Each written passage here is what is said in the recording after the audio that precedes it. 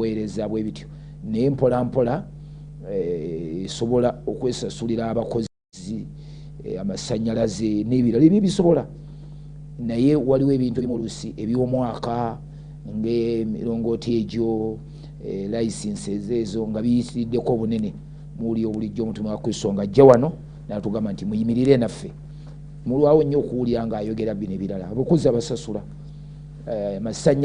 masannyalaze nno gennyini kitwalira ddala ssente mwe abamanyi ebyamasannyalaze okulwanya radio ne TV obusobozi obwo n'ebirala ebifaanana bwe bityo ebyuma nti kino kyakyankala kino kiri bwe kiti ebyuma buli kintu kyonna kyetwogerako okuba nti tuli ku mpewo kitwalira ddala amaanyi agawera naye ebyo media house eno ebikola bulijjo naye buli wowulira eddoboozi nga tugaa nti banaye muyimire yaffe omanya tituli mu bukadde 2, 3, 5 ebyo ebijja eby'omwaka n'ebirala ebifaanana bwe bityo olw'ensonga eyo mukkirize nange eddoboozi lyange ndigatte ku ly'omutume nga mbebaza mu mwenna abasobola okuddira eddoboozi lino ne mulisussa wano ne lituuka yonna gye liteekwa okutuuka nga oliwulira Mukama abawe nnyo omukisa era kyova olaba nti osobola okuga nti nze buli mwaka nja kuteekangayo ensimbi zange bwe ziti oba buli mwezi oba buli wiiki kisobokera ddala it is ministry Katonda asobola okuwa abantu omukisa Bayibuli eyogera eri mu Luka 8 nti waliwo abantu abateerabirwa baweereza Mukama waffe n'ebintu bye baalina baali bawerako naye mulimu abasatu ab'enkizo bo baboogera abasatu yadde n'abalala baalimu kati n'amannya gaabwe gawandiikibwa bwe babanga amannya bagawandiika mu kitabo kitegeereza ddala nti erinnya lyo lisobola okuwandiikibwa mu ggulu nti radio ya Impact FM DreamTV waliwo abakazi n'abasajja abayambye enjiri ogenda maaso abayambye obuweereza ku TV zino ne radio kuno kuyitako ebintu ebyenjiri kuyitako amagezi agayamba abantu okuyita mu nsi nga bawanguzi nga bakulakulana kyovula bannabyabufuzi batubeerako abasiraamu batubeerako nga si mulokole tuyina wennamuŋŋoona mu muli bulijjo nga kuba si mulokole musiraamu naye awulirayo ebigambo ebigasa obulamu bwe oba abaana be so bw'oyamba eddoboozi eryo okubaako Mukama tayinza butakuwa mukisa era kansabe nze sigenda kusaba mukisa ogwo kansaba omutume wa Kristo yaba asaba omukisa agusabire abakazi bano abasajja bano tutandise bwe tutyo abayambye eddoboozi lino okugenda ewala Mukama abawa omukisa kubanga bw'ogusaba mmanyi ti Mukama ajja kugubawa nange mbalamusizza nnyo nnyini mwasize mutya nno bannyabo ne bassebo kituufu singa tuyimiriddewo ku lwaffe twaliwe tukyogera tya tweyimirizaawo naye tulina ddala abantu simanyi lwaki kitandise bwoti kuba titwakitegese naye Katonda akozesezza nnyo abantu okutuyamba okutambula naffe kati nga bwonsabye ekiri ekyokusaba Pawulo Abafilipi n'abanyumiza emboozi n'aga nti bwe nali ŋŋenda egindi nga neetaaga nali njala kubuulira njiri mwagenda nange kati kye bayita okugenda n'omubuulizi kyekyo si kulinnya emmotoka mwagenda nange okugenda n'omubuulizi kitegeeza otegeera kye yeetaaga n'omusibirira entanda kakati n'obanga amutambulidde olugendo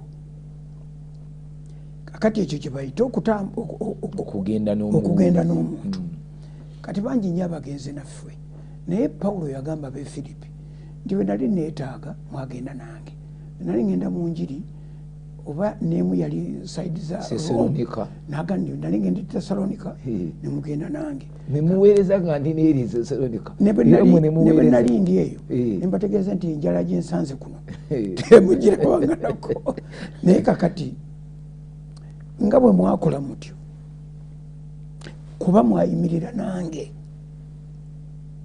kakati Katonda wange agenda kusinkana ebyetaago byammwe ng'asinziira ku bugagga obuli mu Kristo Yesu Mukama waffe enjiri yonna eyeesibyawo eyeeteresaawo ndowooza katugambe bwe tuti ababuulizi bangi basoma luno olunyi lugamba nti my God shall supply all your need according to his riches in glory in Christ Jesus. Naye nga tebamaze kulaga nti bano be basabira supply eno eri mu kitiibwa bebani era bebalibwa. Baba abantu abategedde ekintu bwe kiri, baba bantu abamanyi omuso gw'ekyo ekikolebwa bakati kino kyo kankiyingiremu kakati okuyingira mu kintu nusaamu sente omukisa we guli. Nze nno kaŋŋambe bwe nti wati gwonsabye okusaba bali abaamala edda okikola era abakyakikola abo nja basabira lwabwe. Nze njagala kaakati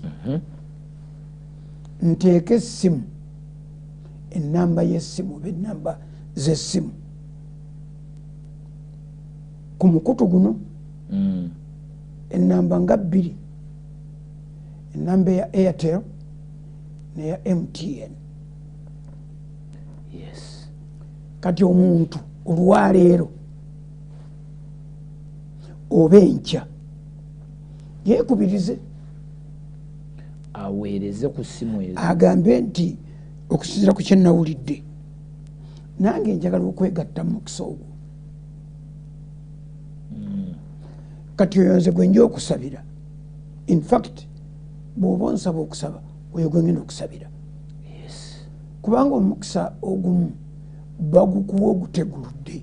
Ekyo tukyogere era ezenyiriza oleese bafilipi nnya. Lwaki tokkiriza mutume zisomebwe nga nziruka? Kale zisome. Bafilipi nnya tuvudde ku lwa 15. Era mmwe Abafilipi mumanyi nga mu kusooka kw'enjiri bwe nava mu Makedoni nga siwali kkanisa eyassa ekimu nange mu kigambo ky'okugaba n'okuweebwa, wabula mmwe mwekka. Kubanga era ne mu Sessaloniika mwaweereza omulundi gumu era n'ogwokubiri olw'okwetaaga kwange, si kubanga nnoonya kirabo naye nnoonya bibala ebyeyongera kugwa amagezi, kubanga nina ebintu byonna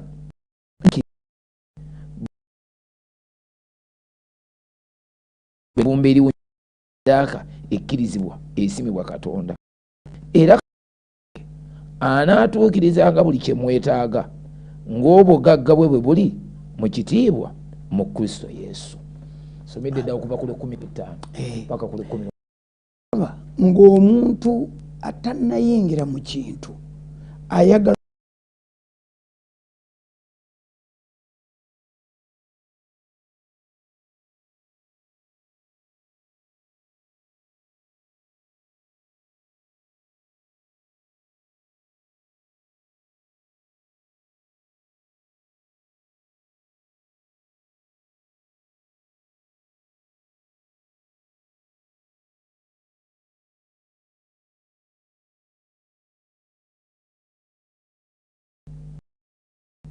bwe naamala okulya ku kyoyizze ku mukyuzi gw'ekyo ky'onooba oyizze, nange ne nkusabira omukisa gwange nga taata. Lwaki omukisa ogusibako supu? Ng'oli taata, omwana talina buyinza, omwana taweebwa mukisa gwe nga teguliko. Lwaki okusiba omukisa ku mwana kyayizze? Akati nenjiga buyizi nti eriyo omukisa nga gujjira ku muyiggo ogwo nako nga guli awo, nga gwo guli ku muyiggo. Katonda kyava akkiriza omukisa Isaaka gwasabira Yakobo ne gunoga, kuba yagamba nti agwa omukisa ngumuwadde, kuba bagamba nti yabba mubbe naye yagubbisa supu.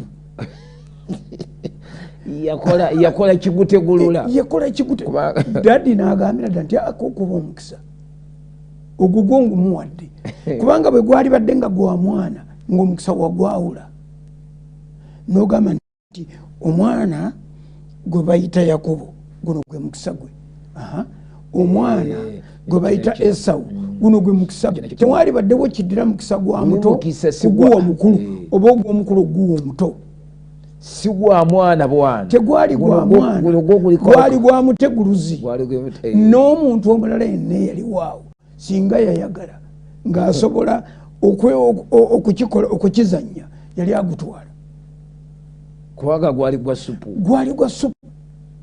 omukisa gusimbye ku mukyuzi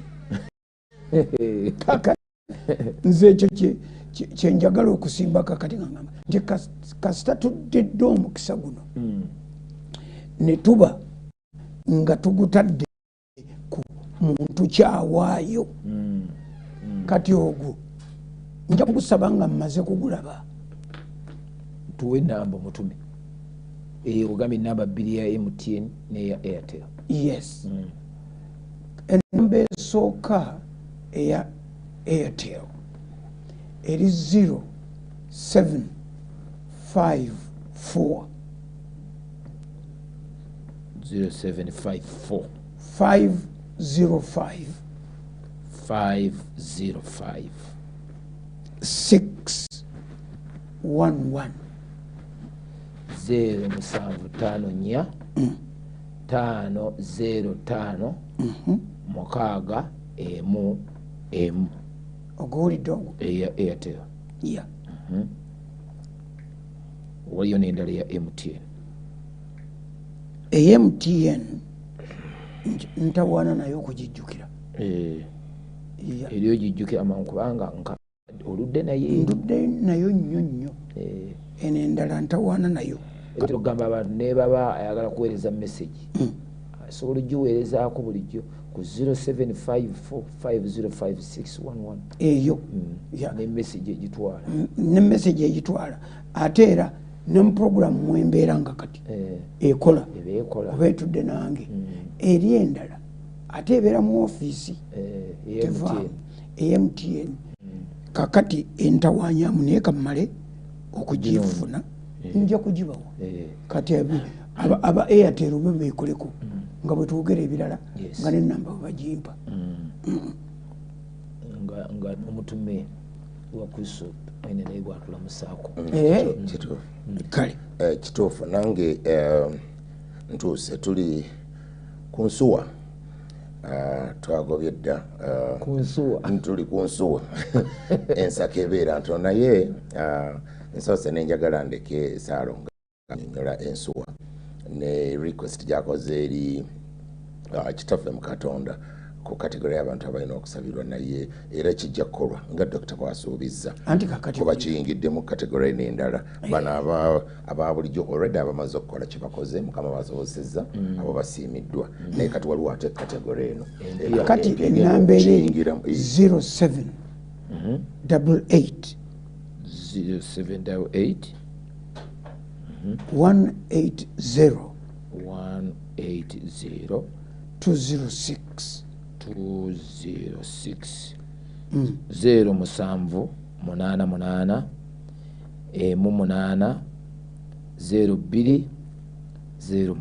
otyo ezo ennamba ebbiri ntuula nazo mbeera nazo eri eya Airtel yo ntambula nayo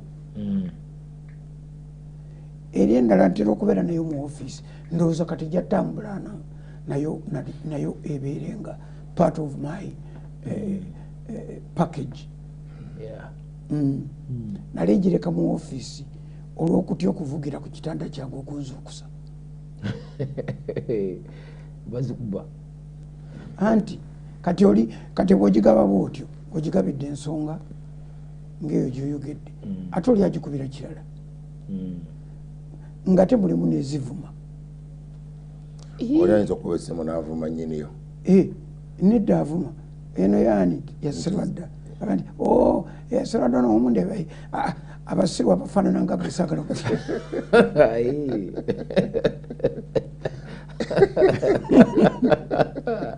ngakwagazaaki enamba abantu nga batuvuma kiri kyoyogedde ekyensuwa kye tuba twogerako dokita ye yakinyonyola sinze nakyogera omusajja we bukomansi buyoga tali bukomansimbi buyoga district eno naye buyoga ndoza bamuzza ku bukomansimbi yandi banno abatali ku district kyenda gye basalako eriwo gye basala ku Masaka teri bukoto tali bukoto waliwo gye bakasala ku Masaka kati ani abimanyi edistrict ziringa 100 mu kimeka anyway to cut the story short omusajja weeyo yaŋŋamba nti abantu bawulirize eddoboozi naye Katonda bwe yakuba kisuwa kiramba kwosena nemugamba nti yogeraki nagati manyi nze nali munyi w'amalwa kunze otyo naye omunyi w'amalwa yakwata eggwata n'asena mu kisuwa n'anywa mwe ne mujja ne ssente okugula nga yasanamu n'anywa bunywa oitegereraga mujja ne ssente ne bakupimirako kolokolo bakupimirako akajja mu ssente zo naye oli nnyinnyini yasenako busenyi kyayagala kale ekigambo kyekyo nti abo kaakati bo nja kubasabira abo Katonda abakozese nange funa ekyanso basabira nja basabira nga nsoma muli kubanga omuntu nsoma linnya nti gundi akoze kino gundi akoze kino gundi akoze kino kati Mukama olugundi bumpeera omukisa era alina n'akakisa akagamba nti nze kyenkoze kati bansabire kino kubanga bwobanga oli owaddeyo sente ng'olina bizinesi owadde obukadde bwo 5 oba 10 oba 2 oba 1 kale emitwalo 5 kale emitwalo 2 naye n'oteekako nti nze gundi naye bw'onsabirayo ku kino nze nange ne mentioninga kyetaago kyo kyennyini ne siteeba buteebi saala kuteeba saala ya kikungo esaala y'ekikungo sijagala njagala kusaba saala eri specific eri ono gwe twogerako yagamba nti tewajja kuba nkuba talina saala ndala era bwe yagenda okusaba agoba nkuba bwe yagenda okunona enkuba ayita nkuba ate ekyo nze kyenjagala nti Katonda nga bwagenda okubakozesa nange nfuneyo kyensabira nga kyekyetaago kyo ekyomwoyo oba ekyomubiri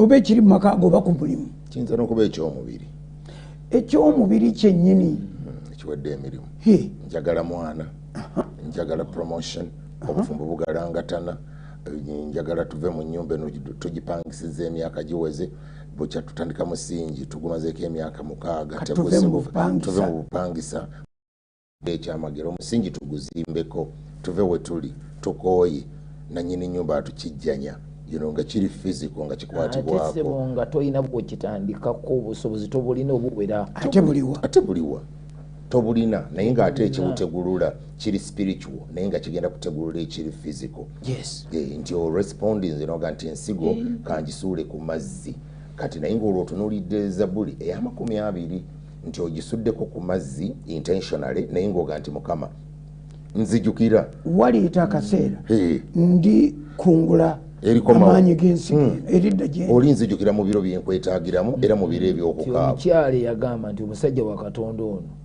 katumutaasi ayita nnyo gye tuli katumutaasi ayita wano bulijjo ng'agenda okukola emirimu naye talina expenses ng'ebyokusula tumutaasi ekyokusula tukijje ku budget ku ebyo byakola tumuwe emmere tumuwe ekikondo ky'ettabanza seeka ettabanza ye tumuwe n'akameeza kwassa ebitabo bye tumuterewo n'ekitanda kwasula kyaleeta omwana wake nekireeta omwana waka babuulira n'omusajja ate wulira ekyo mwe mukireese sinze omukazi yagaana okwogera kyayagala mukazi yagaana era nabbi yamubuuza ti naye otukoze obulungi bungi gwe tukkole ki naga nti munjagaza ki nakola bukozi ate timulina kye mujja kunnyongerako bw'aba mukulu w'amagye neetuukira bw'aba kabaka neetuukira ndi connected bulungi nnyo kino twakikola bukozi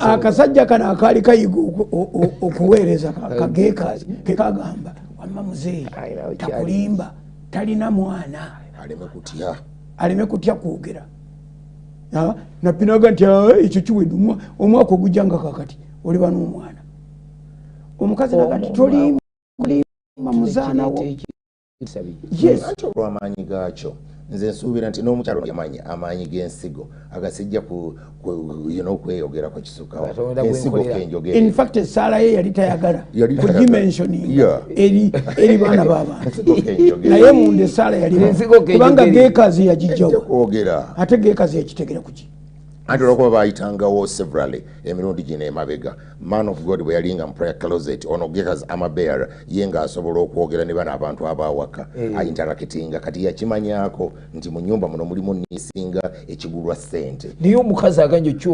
okyogeragwotegera otya nti this time round ensigo kenjogerere ensigo ejja kwogera ensigo eyogera waki ebagula gekazi temwogeza ensigo erina eddoboozi gekazi yayogera yakati alime kulimba sebo talina mwana napiraga nti ekyo kyangu nnyo omwaka ogujjanga kakati era omwaka ogujjanga ku olwo baalina bebi awaka infact ne bebi bwe yafuna ebizibu n'afa yamuzuukiza n'omuzuukiza yagamba katonda toyinza tuswaliza mu maaso ga mukazi eyatukola obulungi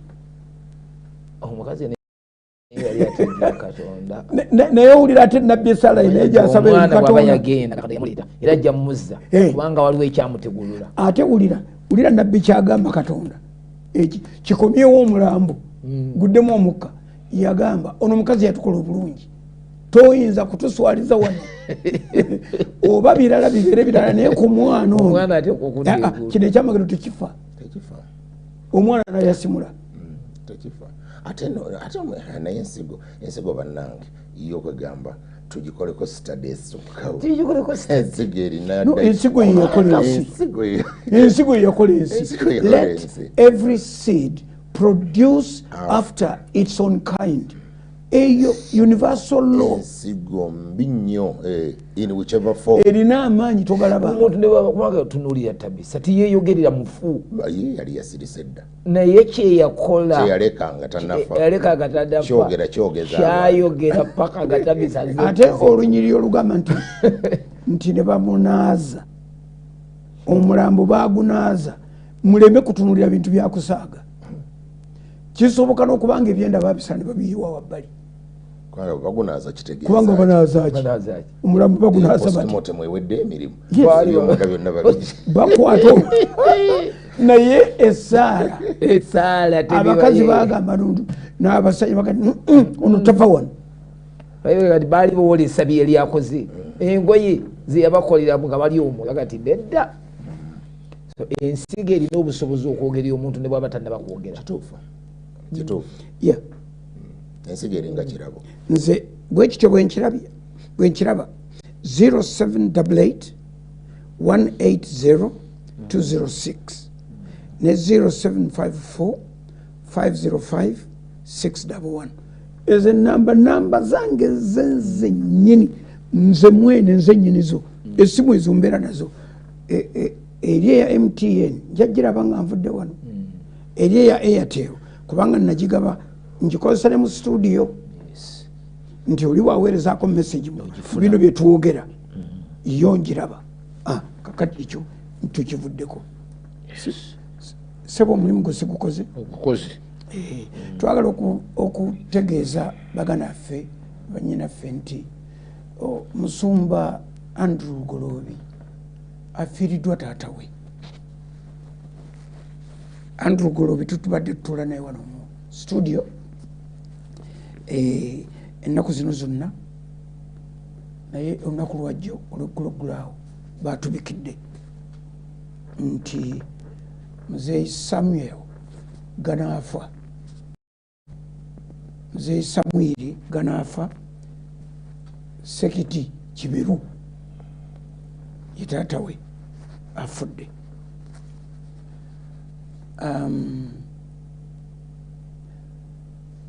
Muzeeyi Samwiri tetunakumanya byakuziika kubanga kufa kwakabaawo, nga ye muzeeyi agenze. So okusuubira Bishop okubeera ntwalibwe tusuubira kitaliiyo. Abamanyi Bishop Golobi mukubireko ku ssimu, ate mu Born Again Faith Bishop Golobi Secretary General, ate pereza abamanyi Kanyanya Victory Namungona nawalala ekyo kati mumaze kitegeera. Andrew tukusaasidde nnyo okufiirwa, tulindiridde okututegeeza enteekateeka zonna naye nga kikigambo ekyo kitalo nnyo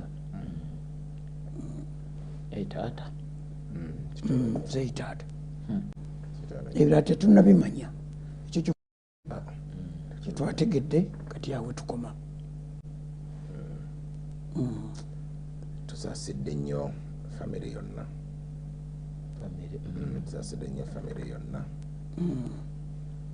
Kaseera kaba kazibu, okufa kwo kwagaana teri yakumanyiira nedda, ekyewunyisa tokwetegekera ate kukyusa outlook y'ebintu. Tuyina wetwabadde ku function emu ne Bishop nga bamubikira, tuli mu mbeera ya ssanyu eritagambika eritayogerekeka. Mu ddakiika 5 lwafunye essimu, amaziga nga gajja buzi uncontrollably, and I'm like, this is mu ddakiika 5 kwakyusiza atmosphere. Naffe twabadde musemu gundi tutudde naye n'atuleka nga atmosphere agyonoonye. Kati nga olowolereza engeri gyagenda okuvuga emmotoka okuva ku ntujjo eyo kwe twabadde agende tugenda mu maaso, kiri kyavaamu kikwata ekkubo ddala, nekyagenda bunakyo kikutte ekkubo ddala. Kino ssanyu jereere ali maziga mereere, agenda kuvuga emmotoka, agenda kugenda alowooza ki, agenda kutandikira wa famire yo, kwegamba ng'ebirowoozo ebimpita mu mutwe byandesseemu awo nabyo bingi, kweganga mulowoolezaako. So okufa kwatukwekebwa, naye tusaasidde nnyo famire ne Bishop Andrew Lugoloobi Musaayi muto, tumusaasidde nnyo okuba nti mukadde we amuvuddeko. wamwatabula bamumanyi nga Musaayi muto. Naddala mu programu yaffe eri eya Sande akawungeezi, abantu gye basinga okumutegera, bamutega gye bamulabira n'okumuwuliriza, era gye bamumanyidde okusinga nga Musaayi muto. So tusaasidde nnyo famire, Mukama abagumye. Okay, ndudde n'ekibuuzo nga kiva mu mutima gwange, nga kiva mu bintu ebigenda bitubaako mpola mpola. Ekigambo kyafulumira mu mawulire last week, olupapula lw'amawulire bayita Monitor, lwafulumya amawulire nga lugamba nti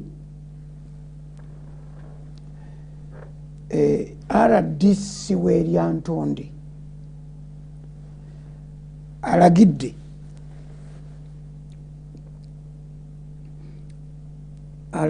amakanisa gonna teri kusaba kusukka ssaawa 3 za kiro.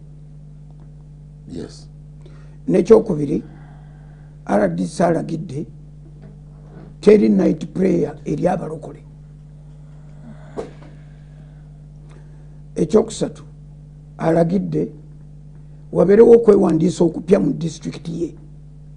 Yalagira nnyo. kakati ebyo byonna byeyogera amawulire byegogedde nti RDC yabyogedde nga n'erinnya balituwadde obibuuza nogati kakati olwo yabijjeewa owamawulire abamawulire babi RDC yabitandisa atya yabitandikidde mu buyinza bwe ate atya obuyinza obwamuweebwa teri buyinza bukuweebwa nga tebukuweereddwa kitabo oba lupapula ne bwe mbeera RDC mba nsimbiddwa mu mateeka ne bakuwa buyinza ki ne bampa obuyinza obwa security mu kitundu kyange mwemba nfugira ne mu jurisdiction yange okutunula eriiso nga jjogi nnyo security nekyo nekiyinza okutabangula emirembe gy'abaana yinki eyo gye baba bantwala nga RDC. Yes. Ate gwe n'oyogera ebiragiro nga bitabangula ddembe awo mba neetuliikiriza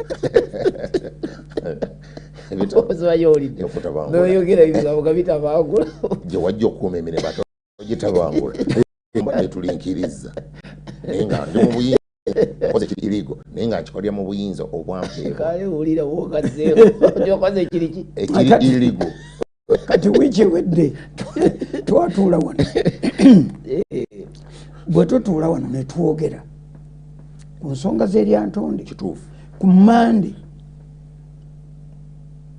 SG kuba nali muwadde buyinza wabumuweera wano ne mugamba jangu mu ofiisi tubage ekiwandiiko owandiika ebbaluwa egende yagenda ebbaluwa yagenda ku Mande kwe yagendera netuwaako abakungu abalala bekikwatako ne wayitawo olunaku lumu lwa Tuesday ku Wednesday SG nakubira essimu yala kulaba konze kuki kuba nalina obuntu bwenkola nagati ku nsonga y'eryantonde konze kweyo jangu ebbaluwa teyagenze kanzije ebbaluwa yagenze ne yala kulaba naga nti RDC w'eryantonde agambye abamonita nkyogere ntya mu lulimi lwe Kampala bajubisizza byeyayogera sikyakati abaga ekyo yayogera naye byeyayogera tebabiripootinze bulungi agattamu ebirala bayongeddemu ebyabwe ndowooza batere batunde amawulire ne mugamba nti olupapula lulamba page number wakati bateekawoko eringa akatundu kalinga kafaananyi akasimbe naye eno yonna nebbali boogera RDC byonna byeyagambye obusungu gye bumuva n'ekirala n'ebirala naye byonna bamuwaayiriza nemugamba tugambire RDC fe tujja mutaasa bw'aba ebyo teyabyogedde oba nga yayogedde bulala yatuwandiikire bwe yayogedde awandiikire ffe lwaki yagenda mu mawulire ba RDC abamu beewuunyisa bye baagala okwogera balemwa okubyogera ne bekikwatako ne bagenda mu mawulire anti Dr. Saagala kuwakanya kyoyogedde naye njagala okulowooza nti ab'amawulire bano baakabanga balina ensonga ku balokole nti RDC ajja kubeera ku mukolo X ayogere byalina okwogera mu kapasite nga bwalina okubyogera ab'amawulire ba reporter abali ku mukolo ogwo bawandiike nga bwe baagala okukijjayo ate batya anti kati era you must quote oteekwa okukwata ebigambo by'omuntu nogamba yagambye bwati anti you ought to quote ne kati mu instance ng'eno RDC agambye bajubisizza meaning nti bamuwanze ebigambo mukamwa yali ku mukolo gwe yaliko ddala yayogera anti nange kiva mugamba nti RDC tiweekooya wandiika ebigambo byennyini gwe biwayogera obituwe tubibuulire ensi nti olupapula lwajubisizza lwayongeddemu kubanga ye RDC agamba nti ebyo bye mwasomye mu lupapula eyo story ffe si bwe twayogera ne tumuga nti awandiika nakampe gano tannawandiika naye ebbaluwa ziwa okutuuka tetuli nnyo bamakulu nnyo mu nsi nolwekyo talina kimupapya ate era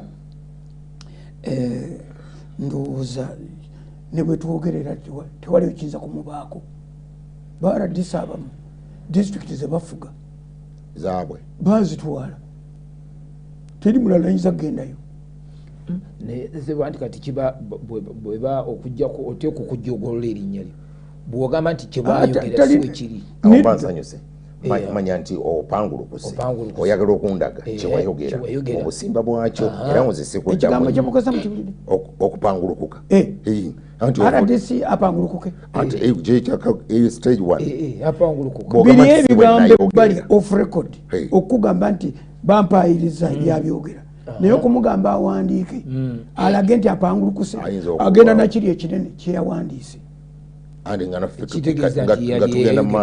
nga tugenda mu maaso olupapula n'abalulimu ate naawe empapula nabo tebasaaga tebajja nabo kumenyawo tebajja kubanga bajja kugamba nti lipoota yaleeta edita yaliwo n'ebirala bagenda tebayinza bamanye ekyokwewolereza bamanye ekyokukola amawulire bo balinayo n'enkizo bwobaga nti mukyuse story nga bagikyusa nga bagijja ku peegi kwe bakuwandiika nga bagiteeka ku peegi 3 nga bateekayo akantu bwe kati kati nginya bwe kati ate etteeka bwe libalagira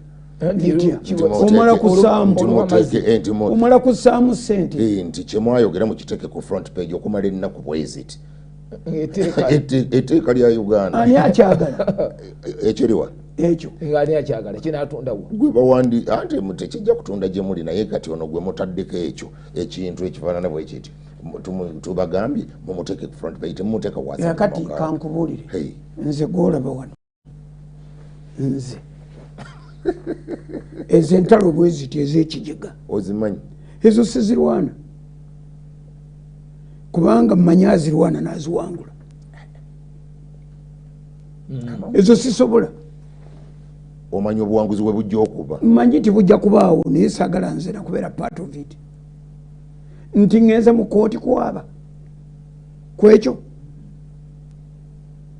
nina ensonga ennene ezisinga ez'emirundi 15 oyo RDC waddembe okukola kyonna kyayagala netulinda ebbaluwa ye tulinze ebbaluwa ye tumugambye teyayogera bw'aba aganye akalube basobola okukaluba kuba waddembe okukaluba kati kyali ekiddako alina kukwata abantu ngassa mu kkomera bwe banaajeema nga basusse essaawa 3 bajja zisusa ajja kubakwata ate ffe tujja bagamba zisusse babakutte abateekewa ku musango ki kuba kakati tukikyusa ye yaba abakwata yalagire babakwate tulabe omusango ogwo bwe baguyita musango ki ogwokusaba ogwokumenya etteeka ki erya nnema ajjidde mu nnema bano betwakutte 12 bano abadde decibels nga bwozitunuulira owayiriza ate awo oyinza okuba nga owayiriza mweno gavumenti nnema owayirize nze nkugambye nga RDC amaloboozi gayise we galina okukoma zabadde 7 gwa kiro 8:45 mu Uganda ani alina ekyuma ekipima amaloboozi nnema tekirina ekyuma kya nnema twakireeta mu katale ne baswitchinga on nga tetunnayogera nga tukyasirise nga kiri ku 65 nga kipiikinga air condition systems oluyogano luli ebweru ne AC nga kyamaze dde okuyita ku ddoboozi erikkirizibwa mu bantu abakulu bakiraba bakimanyi temuli mu Uganda alina kyuma ekyo bonna aboogera balina bubeezi lutalo vendetta balina kye bayita akakuku n'ekiruyi naye tewali alina byuma singa babirina singa basibadaba yali muntu mukulu mu gavumenti najja mu studio zino waggulu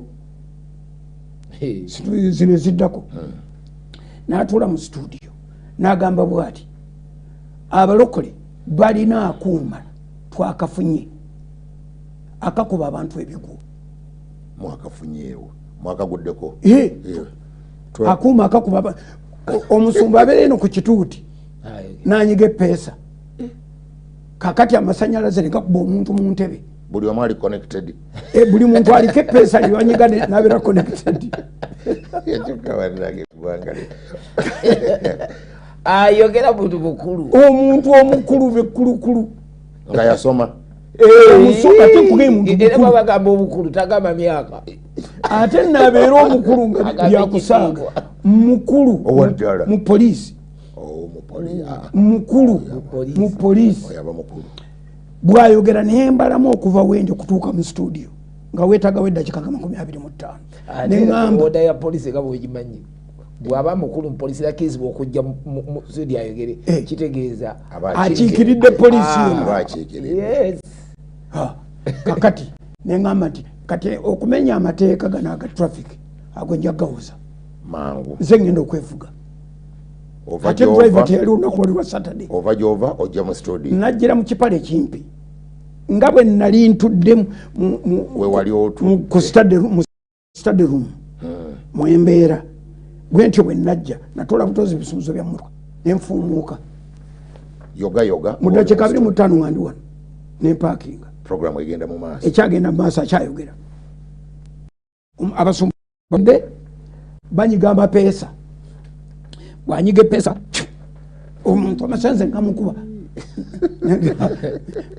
kakati mukwesansabago okwakuta nnume yakigo ti amaanyi gakatono gamukubye naye tigabamanyi twabategedde gaba amasanyalaze otuuse nenyingira mu studio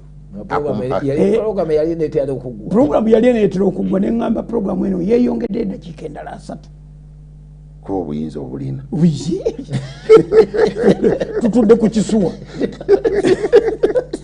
neŋŋamba nti programu yeeyongedde eddakiika 3 afande twagala kututegeeza ekkanisa eriwa akuuma bakayita batya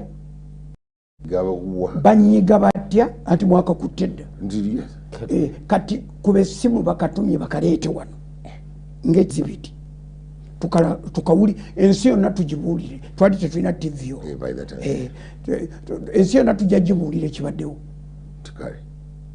nze nkuwadde chance kati tonyumye nga bwombuuliramu bakola batya banyiga akuuma abo ne bagondomeza ebigo ne balyoka basolooza ssente ku bantu nti bagudde wansi amaanyi nga Katonda gazze bajja kufuna ebyamagero ne kati akuuma twakakutte tujja kubayoola akuuma bakatumye kaliwa kali police headquarters ekibuli kali Nsambya oba kali mu forensics oba kali Naggulu mu unit eri ennene protecting ebyokulwanyisa bya poliisi eya IT bakatunuulire ne mugane totubulya gye kali naye bakaleete gwe kuba essimu bakaleete natandika okutuuyana bakiyita batya magnum oba plasma oba batuuyana kyekyo omusaayi nga gwegasse n'amazzi nga byotuuyana tokyabitegeera mulinga ava mu gold natandika okutuyana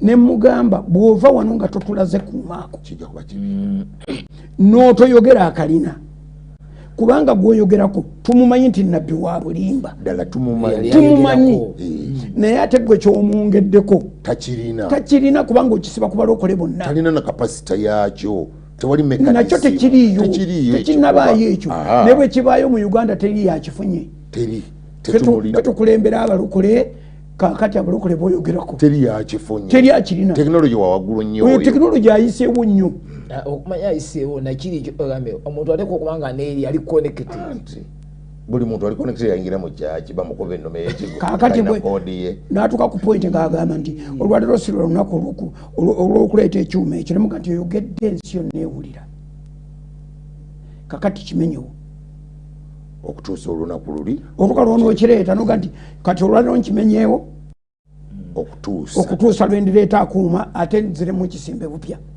n'aguguba bw'aguguba ne mugamba nkugobye ku bwa poliisi ayogera mu studio ng'akyaliwo oba ng'amaze okugenda ng'akyatati nakugambye puroguramu nze nagyongerayo epuroguramu eddako yali yamubuulizi nze mubuulizi yenanyonyola n'okunyonyola muga nti wekitiibwa kakunyonyola ekyobadde ogamba kyotamanyi gwe kemulita akuuma ke katransmita akamicrophone kwetwogerera obwo buli ye bw'alaba akantu nga kano kakati microphone olaba microphone zetwambadde ku bifuba ziriko akaki akaleku akakebe osobole okusituka nga tolina kyokutte. Kakati mukkirize bannange baproducer mu ŋŋendere ngenda kusituka kamera ngenda kusituka mulage abantu nti nsobola okuva wendi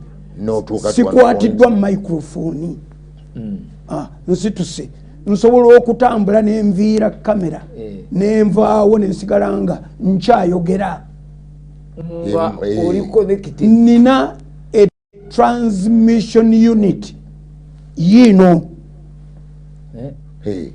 transmit ogiraba gyenina kano ke yali agamba nti bakanyiga kakati abamu ku basirikale tebalabanga ku microphone ze bayita lapel oba lapel microphones mu budde obwo baali tebalabangako ku microphone eteriiko luwaya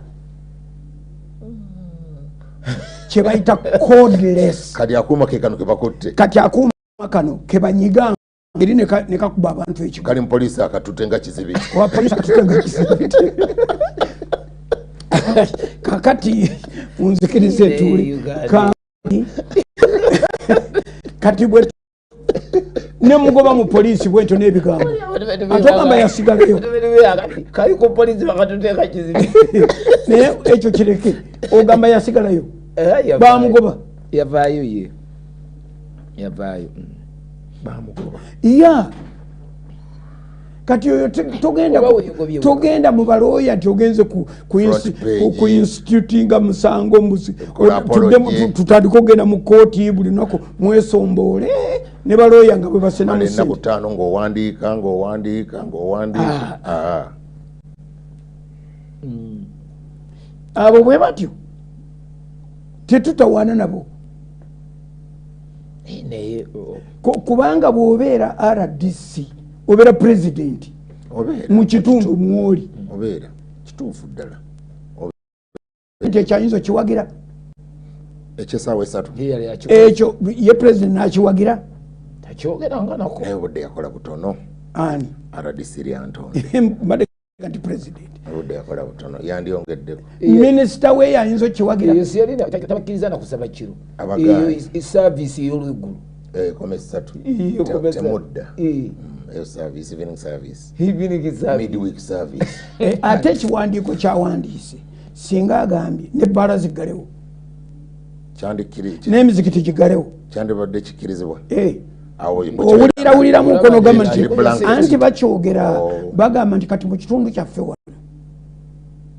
tuli kaseese kati oleese ekyakaseese kati RDC we kaseese akola communication n'ategeeza abantu bonna bali mu kitundu kye tyeno yenkola eri mu kaseese olw'embeera gye tulimu ey'obunkenke kino kyekiriwo lyantonde tannaba kumanyibwako nti alimu abayeekero oba abatemu kitegeerekeka ne bwaba mulokole amanya ti bakikozelwa bulungi ate kakati mmwe muli bakulembeze n'ebintu mubisirikira simanyi nnyo okusirikira information ntuufu ekyatuteesa ba district bishops mu buli district eya gavumenti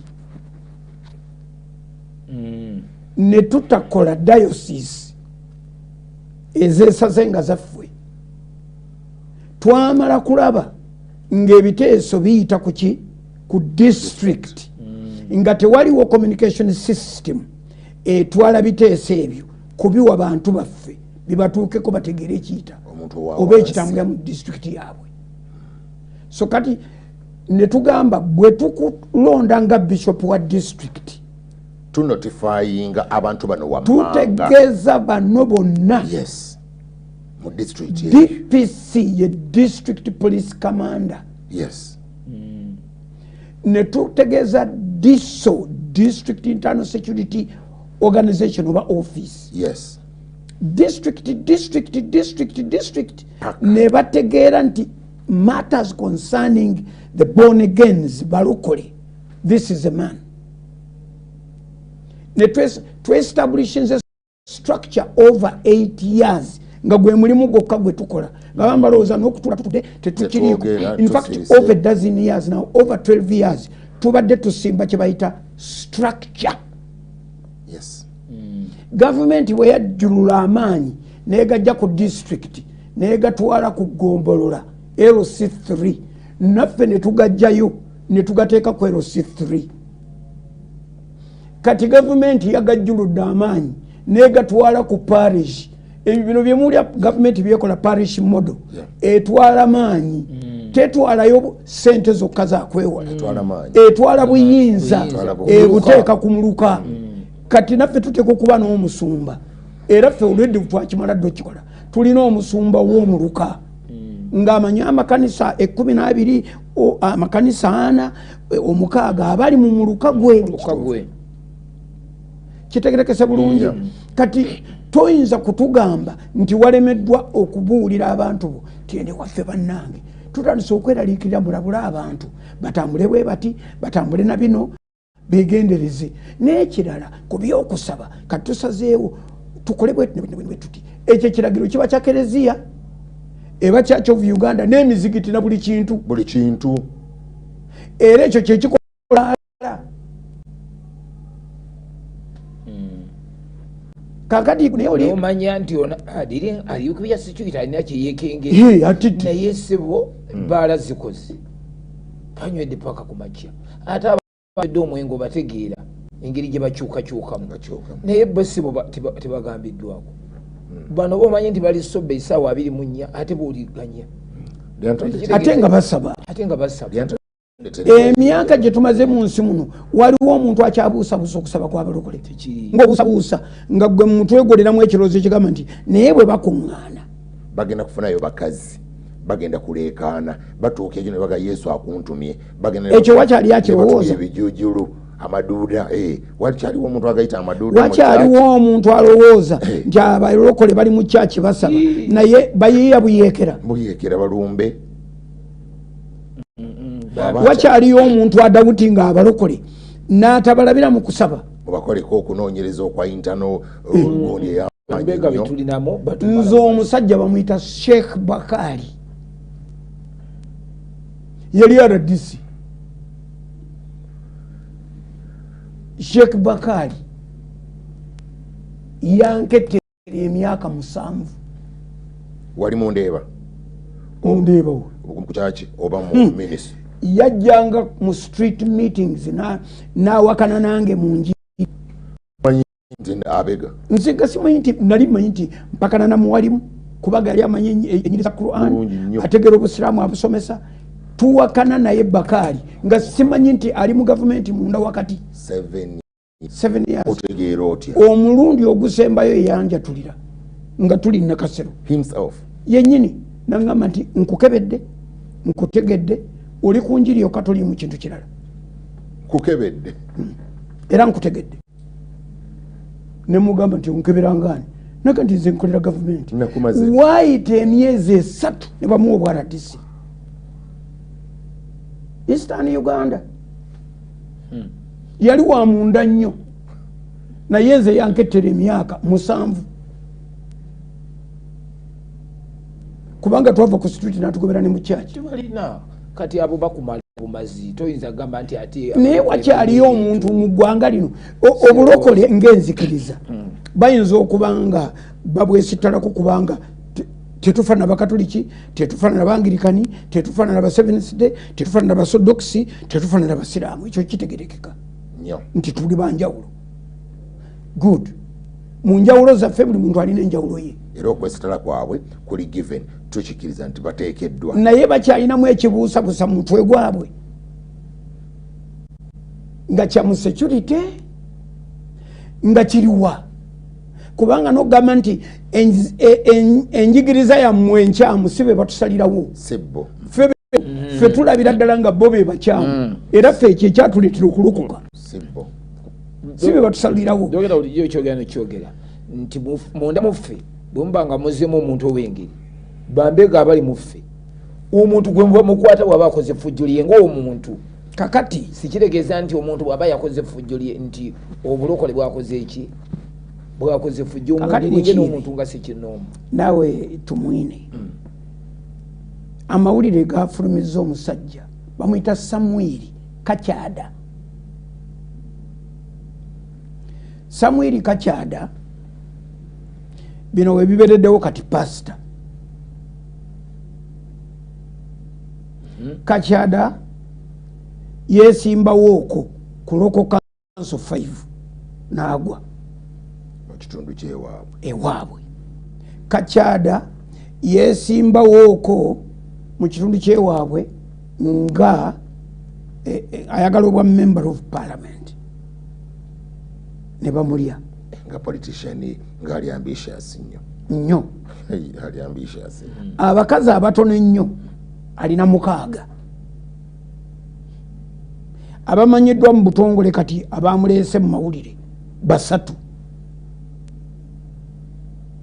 Amawulire googera dda nti alina abakazi 6 naye abasinga okumanyika bali 3. Baatuwadde ekifaananyi kya Kakyada ng'alina omukyala gwapepeya naye ali latest omupya ya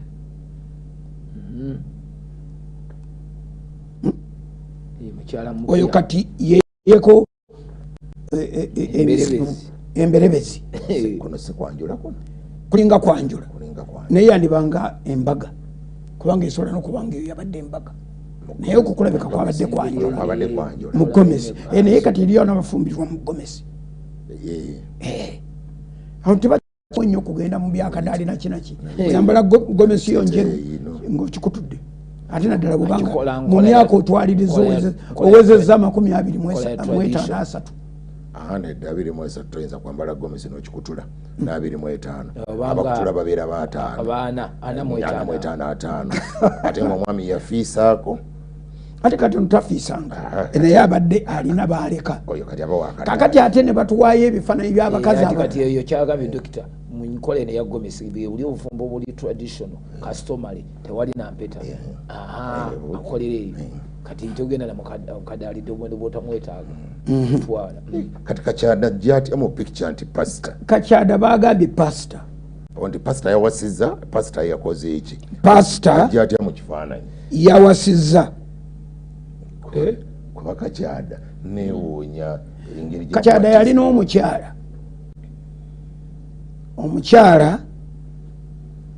gwe yawasa ebuddu oyo n'amukolera ebbaala gye bayita bridge n'amuteerako n'ekifo ekisulwamu n'ebirala n'amuga nti eyo bizinesi ekumala n'akwata omukazi omulala n'amutwala awalala kati abadde apepeya n'abo 2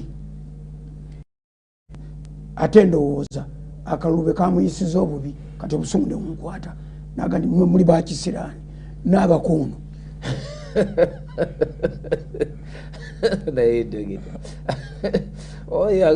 kati abakyala ababiri gye balimbwa abakazi ab'ekisiraani akati abakazi ababiri bali abakulu be basiikudde fitina ng'abataddeko oli omupya empyanga yabataddeko omuliro kati ne basiikula fitina.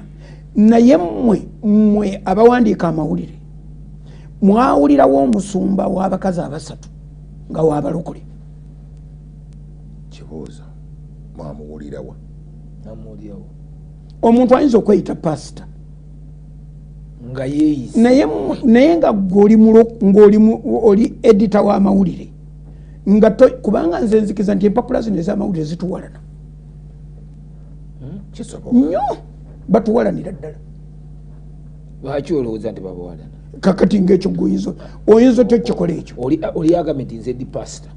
Bo bamuyite batya?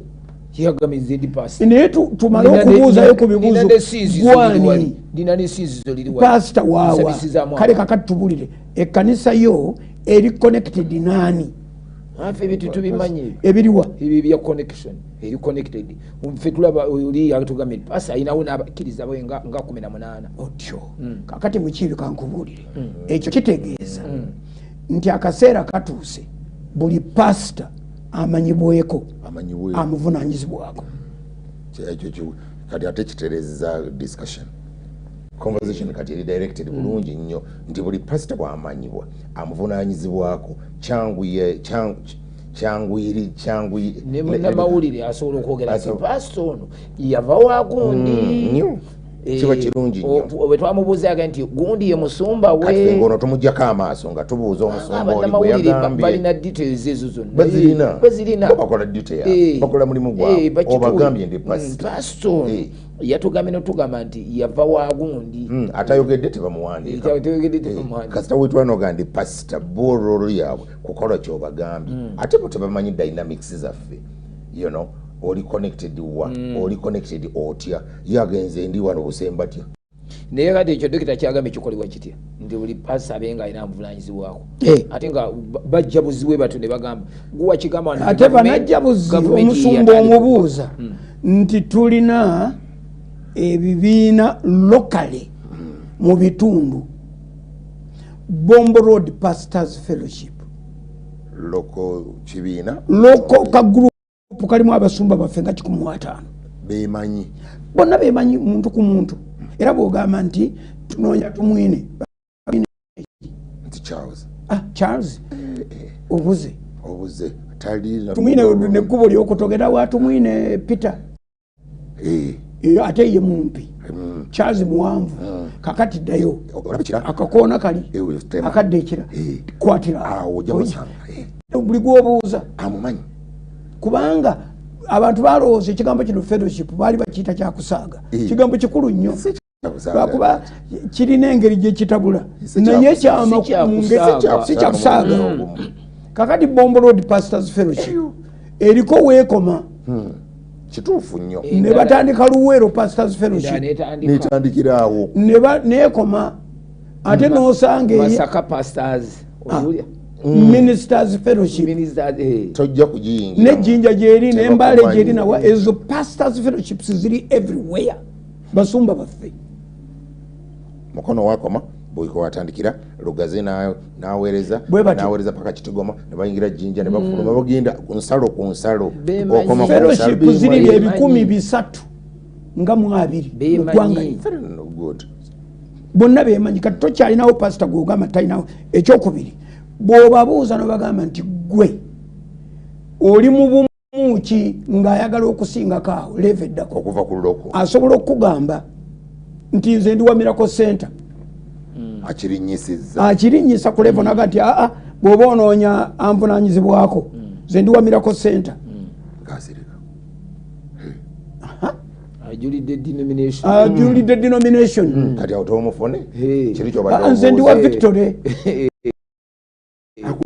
nze ndi wa Prayer Palace nze ndi wa Assemblies of God ndi wa Church of God ndi wa PAG ndi wa AOG ebintu byaffe bye twogera biyamba ffe ndi wa Full Gospel ndi wa Elimu bw'ogamba nti naye mukyambuzaabuza ng'olyaga nti obanga okyabuzibwabuzibwa kati nze ndi wa Lwere okukifuula ekyangu oba ndi wa Born Again Faith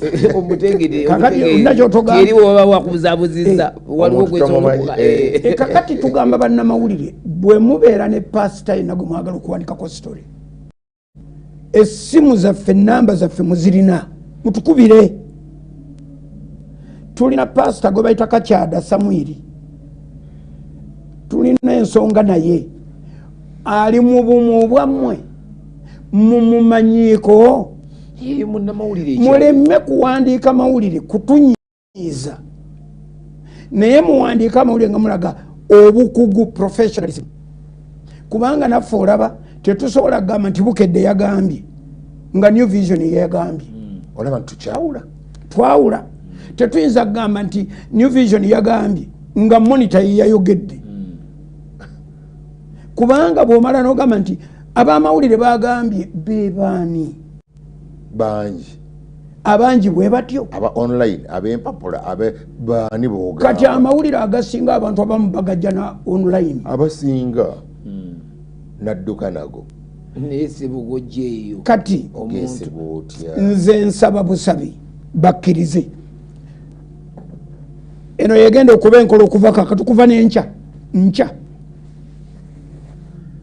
tewali kanisa ya born again faith neemu bweti egenda okuyingizibwa mu kavuyo kano akatabaala mu nsi. Twabazimbidde application, twabazimbidde app. Oluvannyuma lwa bino okubaawo obusungu bwatukutte, tubazimbidde app. Ogenda ku application eyo n'oteekamu erinnya ly'echurch yo, district mwoli, essaza, egombolola, omuluka n'ekyalo. N'oteekamu erinnya lya pastor n'ennamba ye y'essimu, n'otubuulira obanga kati olw'okuba application esobola okukola ebintu ebisinga ku kimu, n'otubuulira obanga wafuna license ogatta abagole oba nedda, n'otubuulira byonna ebikukwatako, n'otuwa rekodi eyo ne tugigeraageranya n'ezaffe zetulina. Bwe tusanga nga rekodi eyo gye tulina naawe gy'olina, ne tukuweereza ka message akagamba kati sasula ssente eza license gy'ogenda okutwala ng'ogitwalira ku ssimu yo, nti wooli wonna omuntu yenna bw'akubuuza osobola mugamba nti nze ndi muweereza. Stage eddako tugenda kubakolera n'eze bayita ID, identity card, nga osobola okubeera n'eri physical, omusirikale baalimu amagezi akubuuzizza ng'osobola okumulaga eri soft ku ssimu yo. Ssimu yo yennyini gy'oteeka okukozesa, tokozesa ssimu ya mulala, kubanga security systems zetukozesa buli muntu asobola era ne app okujja abusinga, so ekyo tukiwakanya. Kansiriikireko mpule bye mwagala okumanya. Nze ekisooka kiri ku technology. Ndi musumba, ndi Kanungu. Essimu gye nkwata Kanungu tensobozesa kukola biŋŋambiddwa byenteekeddwa kukola okusobola, naye nga njagala I want to be to comply. Njagala okukolagana naye bakama bafa batutwala ensikiriza y'abalokole mu Uganda. Ngenda kukola, sinnafuna busobozi. Ekiweebwayo kyange wiiki kya mitwalo 28. Abasinga baleeta bintu bikalu byesobola ku translatinga n'engole simu, avocado, bulinganya, n'ebintu ng'ebyo. Naye njagala nyinza kola ntya app eyo. Ekisookera ddala bw'oba odiiringa ne society ng'ena challenges eza Uganda, ebintu byonna tubitwalira wamu. Twayinza kuddira bagunjufu n'abategeevu n'obatwalira wamu n'abatali. Katumale okujjamu abalina facility eyo, ekyo kiveewo. Tuddire bano abalala baba bafuuse omu. Ekyo nkiregedde ekyange kiikino. Kati ate bano bakakyada bw'ayagala naye okujjuza kubanga ajjuze. Yeah. Kati olwo ebibuuzo byasanga nga yeewandiisa bye bimutegeeza byokka nti talina bwayingira waawo, talina bwasukka waawo. nali nze ate ku Victory gye nsabidde okumala emyaka nga 4. Wavaayo? Navaayo naye paasa wayiyayo batamanyi. Ddayo. Ate nga navaayo. Ddayo. Ate wavaayo buvi naye ddayo. Kati mufuuse bazibu. Kubanga n'amawulire nago tegatusaasira. Navaayo. Yeah. Ate bansumba okumala emyaka. Sikyegaana naye tebamanyi. Tebayinza kubanga tebakumanyi. Saayina kifo kindabisa. Saayina kifo. Kati wafuuka otya pastor? Anti kati bamala okuva ku Victory, omusumba wange yabuuliranga enjiri n'enjirya n'atusabira n'atusindika. N'ogenda wa? Kati nagenda ndi Mayugge. Kati bwe ntuuka e Mayugge nga sisobola kukola kintu kirala. Kale teeka mu Bible school mwasomera. anti mwatugamba nti nno kati mukuze mugende mubuulire tewasoma mu Bible school toli mutendeke kati wano gwe komaawo obutendeke bwe nina bwe buno gwe komaawo tubuwolereza bali bokka be tusobola awo tugenda kukola kwabo bokka be tusobola komaawo ani abaga twagala muyolo pasita twawulya bigambo bye mukuze mwekakasize mutudde mu mbawo ze temujja kukaddiira wano teri muntu ali mu nsi muno nga talina kitaawe naye wa kitaawo oba wamusobya genda wenenye anantraininga kati emyaka kati gwe gende wa kitaawo omulimu ngutandise bassebo myaka gundi watandika mulimu gwo kati ogwo gwomanyi bwoguyimirizaawo abo betwagala okuwaaba amawulire ti oyo kakyada mudiringe ne kakyada wammwe gavumenti erinayo abasumba baayo nga yeyabatonda yabateekawo mu kubawandiisa bwetyo gafula naye yamanya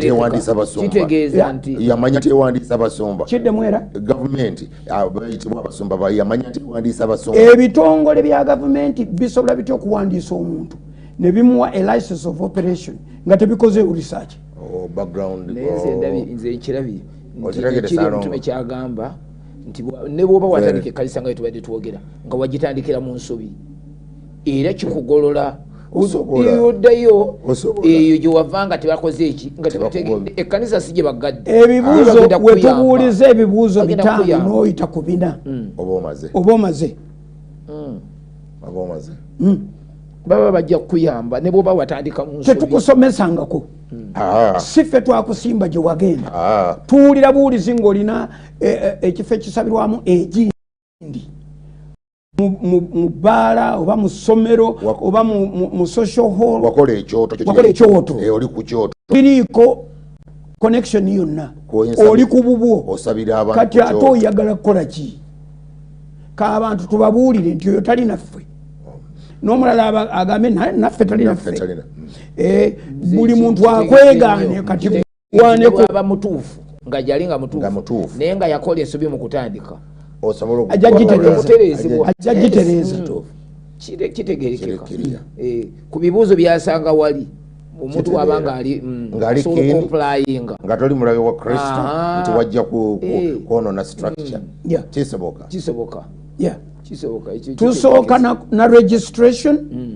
bweggwa stage eddako egenda kubeera kuwa ID bantu ate ne ID twazo okuzitegera bwe tujja zikola kubanga tezitekwa kuwakanya ya gavumenti ate ziteekeddwa ngawe mwasooka ekya pamiti kubanga pamiti yo si ya muntu pamiti ya kyaki kyakola nnyo kati bugenda kupiringana muntu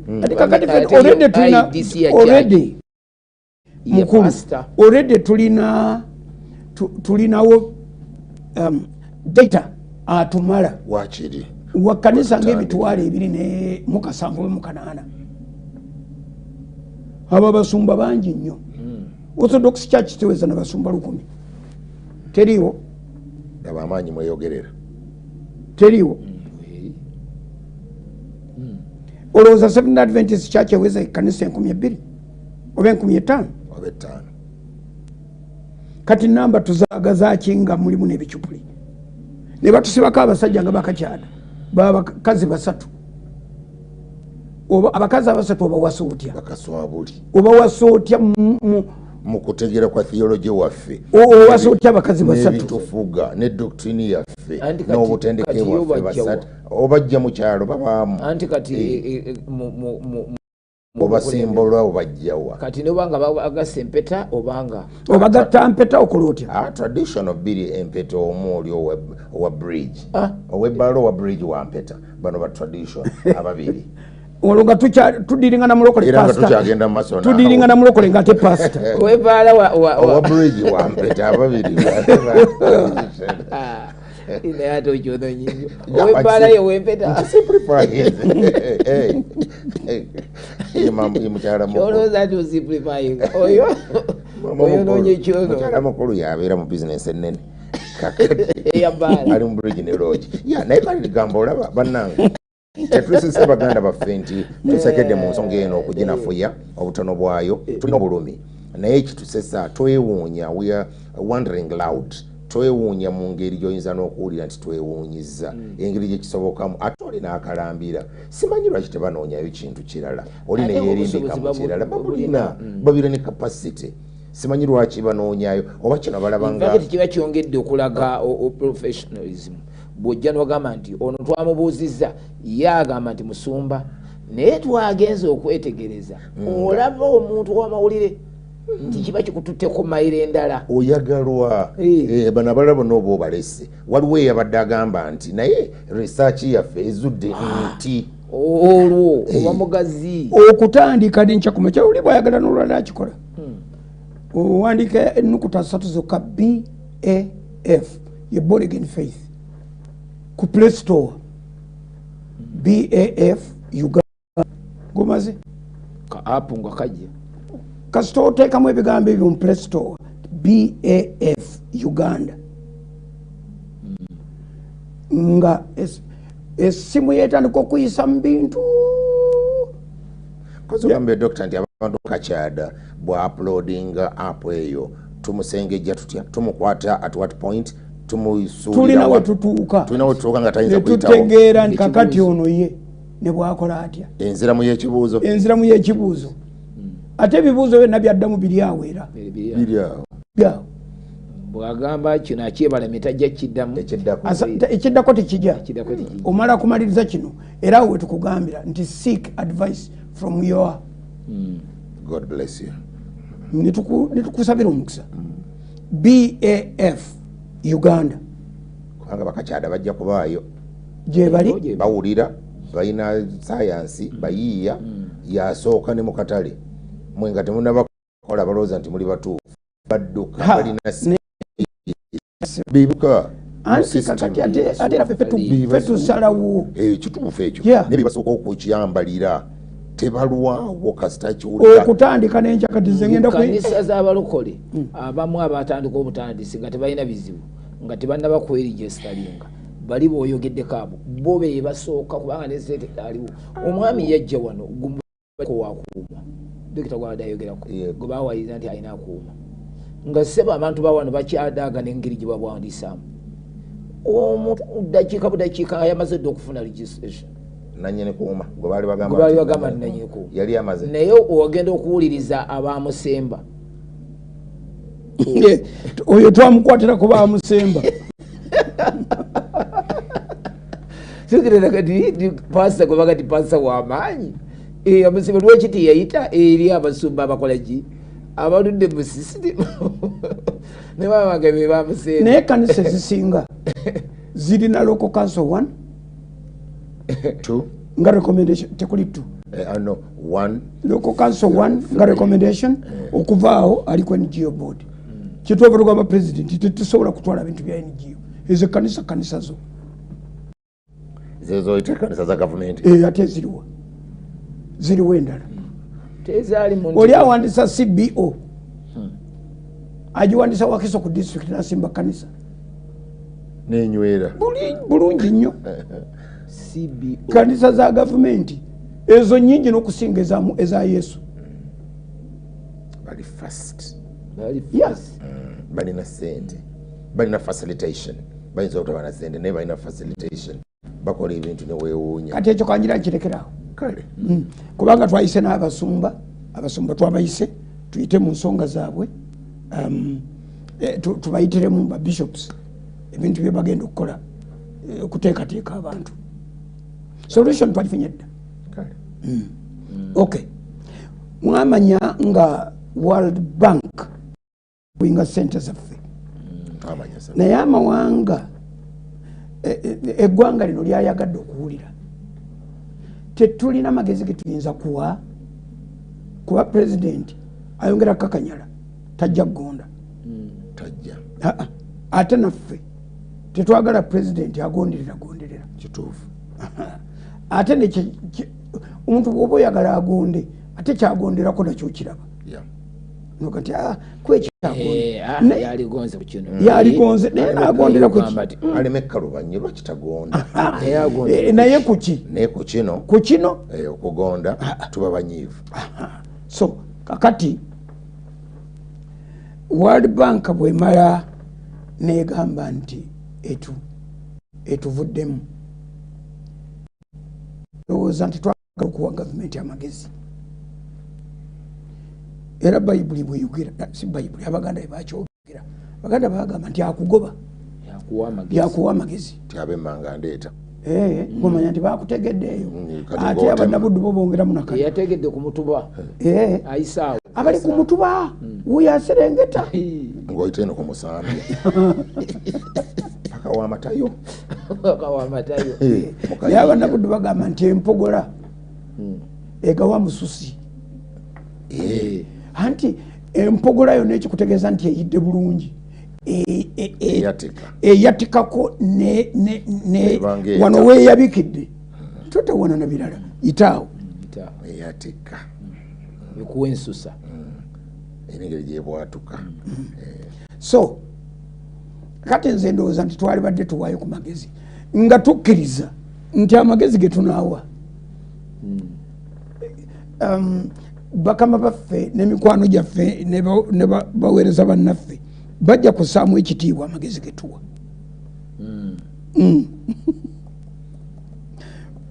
kubanga geetaagisa nga World Bank bwemala ogamba nti tejja kutuwa buyambi tejja kwongera kutuwa mabanja kati obuyambi n'amabanja tubyawule tusooke twawule ebyo etumye eki World Bank anti World Bank ekola ku kintu kimu tewa buyambi ewaki ewa banja ewola banja kakati ekyo kyokoze kyoyogedde ensi ebadde tekifaako nnyo kati tukyawudde olwaliro tukiba World Bank ediringana nsi kugiwola tayolwereeta kabuyambi nga abuyambi bwa UN IMF World Bank bakunoonyiza sente ng'eggwanga ne bazikuwa ne bakuwa obudde bazikuwa mu looni bazikuwa mu grant bazikuwa mu ngeri ez'enjawulo naye nga zakuddayo mu budde obugere kati naye no grant ezo ziba tezijja kuddayo naye nga ziriko obukwakkulizo zibaako era ezo ze ziruma bannayuganda eteekaba grants kati yo teri mu bya relief teri mu bya buyambi ate ezo organization ndala kakati naye ekigambo kye bayita mabanja ekyo kyo World Bank tubagambe nti amabanja go tetugaagala naye tukyababanja mujja kwesansa bagamba gaite mugaagala naye we tugendedde muyina amabanja ge tukyababanja tujja sasula mpola mugakkiriza ate begabanga tewaliwo endagaano twazisayininga tewaliwo okwegaana naye kati okutuwa amabanja amaki amapya agaliko n'obukwakkulizo obufaanana bwe mugira muleka katusooke tusasule amakadde tumaleeyo tulaye bwe tuli ekyo kakati kyetuliko ekyo tukiwaako amagezi nti amabanja amakadde banja ekkadde liveewo kituufu nnyo naye anti ebbanja ekkadde ekimu ku kibadde kituyamba okulijjawo bwe muleeta ziri endala tubaako we tuziteeka nga bwe tuyiya kati naye liri ekkuba erireeta endala ziggadde ate tubadde tetunaba kweyinza tugenda kusasula tutya amabanja ate nga ne bajeti yaffe kati kakati katusooke kino twawulire Uganda nti waliwo amawanga agatuwa obuyambi waliwo n'ebitongole ebituwa amabanja kati ekitongole kino ekyakoze amawulire kyo kituwa mabanja kituggulirawo okutwala bbanja ebirala nga IMF byo bikyaliwo ebitongole ebirala ebituwa obuyambi byo biri ku byabyo birala IMF yegabaki naye babanja IMF omuganda wa World Bank era bonna omukizibu wamune bombi bagaddewo olitana bakwogera naye ajja kwogereramu kuba gwe nayogedde tikyetaagisa nnyo okuwogana ekyokubiri ne bano aboogera naffe abali mu gavumenti aboogera naffe nabo teboogera bingi kuba tebatulowooza nti tuli mu 20% efuga teboogera bingi ebintu ebimu balowooza tetulina capacity to comprehend this stuff we do not balabanga baga netumala na biseera but tubayinza bitegeera how do you expect people like them ukutegeera the going zone is a World Bank, IMF, nebirala. Active demand. And in any case, them here in this case refers to who? Them beba fe abatudde wano ne betukiikirira bebayita 80%. Beba fe. Muno mu ggwanga mulimu abantu balinga emitwalo bali 20% of 45 abantu nga milioni 9. Muno mu Uganda mulimu abantu milioni 9 bwezityawo nga bebafuga buli kintu bebasalawo buli kintu. They are the decision makers, bebakola buli kintu. Abo beba amakulu kasita bo bategeera kye boogedde mwene bwe mutategeera. Neno bano ba dependents dependents ebayiti obungi banywa nono abadde abalabirira ne title je we wadonyi bulide you are what dependent according to kastobera dependent watabayiza magezi bakunywa norekerawo okulowooza bakuyonka n'otondo kati ba dependents bano mind yaba dependents bagirabira mu binywererezi biriririzi muri parasitic mu design babanga bagatulinga nkwa mulinga nkwa era bera bwe mutobe muri temwongera kwime temujiyamba n'olwekyo olwokuba temuyamba nga mumuyimirizibwa obuyimirizibwa kati temujja kusalawo emmere ejja okujja ku mmeeza temujja gisalawo dokita okujjako nga abantu bano nga yakwata ekitabo nayamu ng'ateeka kisaamu kitiibwa kubanga gw'okisoma mwe muli omusajja omwavu mu kitabo muno omwe yalayirira ekitabo kye yakwata ng'alayira mulimu omusajja omwavu eggwanga lyali lifunye obuzibu ng'abakulembeze olukiiko lutudde ne babulwa amagezi agabayamba okubataasa omusajja omwavu naye ng'alina amagezi n'aleeta amagezi ne gayamba olunyiri lugamba nti naye tajjukirwa naye eggwanga bayibuli ega nti yo yalitaasa naye theology omusajja akutte ekitabo ekyo kyogamba omuli omusajja yali omwavu kyakute n'awanika n'alayira ekyo kikoma olwalayira bakifiirako ddala kati tuwe buwi magezi kati nze kambabuulire kati mu kitabo ekyo ky'olayira kuleeta amagezi ga mirundi egi ekitiibwa kuba mulimu amagezi nze kankuwa amagezi ga mirundi egi nga gali ku street amagezi agali ga ku street naye ate ago tegakola agago ku street kantandike ombuli oba nga tegakola nze buno nga tegakola gandikiraawo. Number 1 emyaka giri 15 egiyise tupangisa ebyuma ebikola enkuŋŋaana zaffe nene particularly Namboole omwaka ogwo ogwansazisaawo ebyuma twabijja Nairobi yateeka abaana 3 2 mu bbaasi omu mu nnyonyi bagenze Nairobi kuleeta mizindaalo tugyeyazise for the 31st of December kubanga Kenya yali eggaddewo buli kivulu kyonna awo etufuna chance naye sente zetwasasula okukola event eyo ku byuma byokka sound system zasukka emitwalo gya $3 mu kubipangisa n'okusasulira abakozi ababitambulirako okubitambuza okubikiryalinga n'okubizaayo gyali emitwalo 3 egya $. kakati bwe tuva mu lukiiko amagezi ne ganzijira singa sound system eno yabadde yaffe nga twabadde n'omuntu ayinza ogituguza emitwalo gya $5 kubanga bo bennyini sirowooza nti baali basasudde emitwalo 5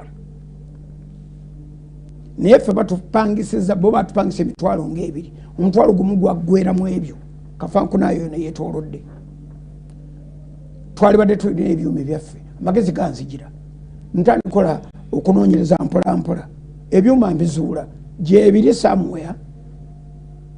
Ebimu biri South Africa, ebirala biri America, of course. The whole nation is replete of them. Europe bwekityo naye nendabayo system we China. Nafuna wana abantu abogera nange nga bagamba China oyo omaze China kale nga nsitula mukyala Serwdda yayina ensonga ze nga tugende fena kati funye ne chance nga nkwata ba engineer babiri nga mbasa ku nyonyi batugenda China natwala gyagenda ne engineer agenda nsomereko ku biwandiiko asome sekakasa nnyo bye nasoma kala bintwale yabasoma abalala basoma bino nga twekuba wali tugenda okutuuka ng'eyatulagirira eyatuyita amanyi gye bakolera ebyuma atulinze twatuuka lwaggulo nga tumula ku makya tukera mu bizinesi nga batuvuga mayiro nga 5 okutujja mu kibuga batujja mu kibuga nga batutwala awantu kyalo wali omusajja mugaggagagga ayina ennyumba ye naye emanju we mu ka backyard mwe muli ka factory tawulira luzungu ayogera mu bavuumuzi ng'atugamba asobola okukola emiziralo gye twagala nentunuulira omusajja atuleese nga mubbi omuyaayi awedde emirimu oyinza otya okunzija e Uganda n'otontwala mu kampuni ya Simba olina bw'oba ogenda kunguza baatule ntwala nga wa mulwana ogenda kunguza muka ntwala wawava naye onzize onvuga mayiro okisokera ddala onvuze mayiro kilomita nga 8 mayiro 5 ate ontuttewo omusajja tamanyi muna luzungu nakamu nze nemugamba nti kwogera na muntu ono bannange mundeke omusajja agenda okulaba nga I am a potential customer naye ndi disappointed yakulaba nesiga nayigira ennyumba najja ne album ayogera muvunzi eno set twagikolera wano netugisindika egindi eno set twagikolera wano netugiwa egindi eno set ne mu kitundu kyewamu wennyini mu region eyo tulinawo president gwe twaguza sound system president ebifaananyi babindaze omutegedde president mumanyi president wa Africa aliwo gwe simanyi ne system bagindaze ng'eri mu kisaawe ky'eggwanga lyabwe bagiwanise konze bino bagikolera wano ti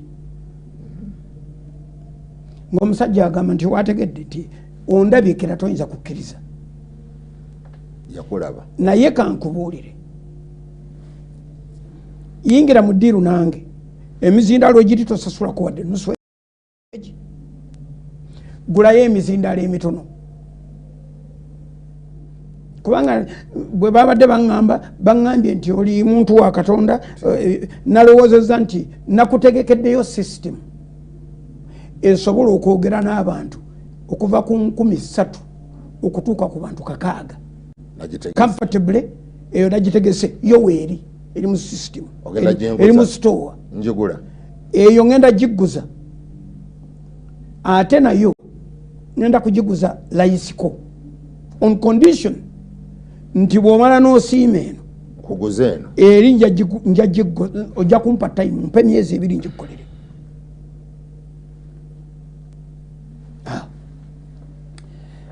nga ŋŋamba nti kakati ekyo kyo kankiyingiremu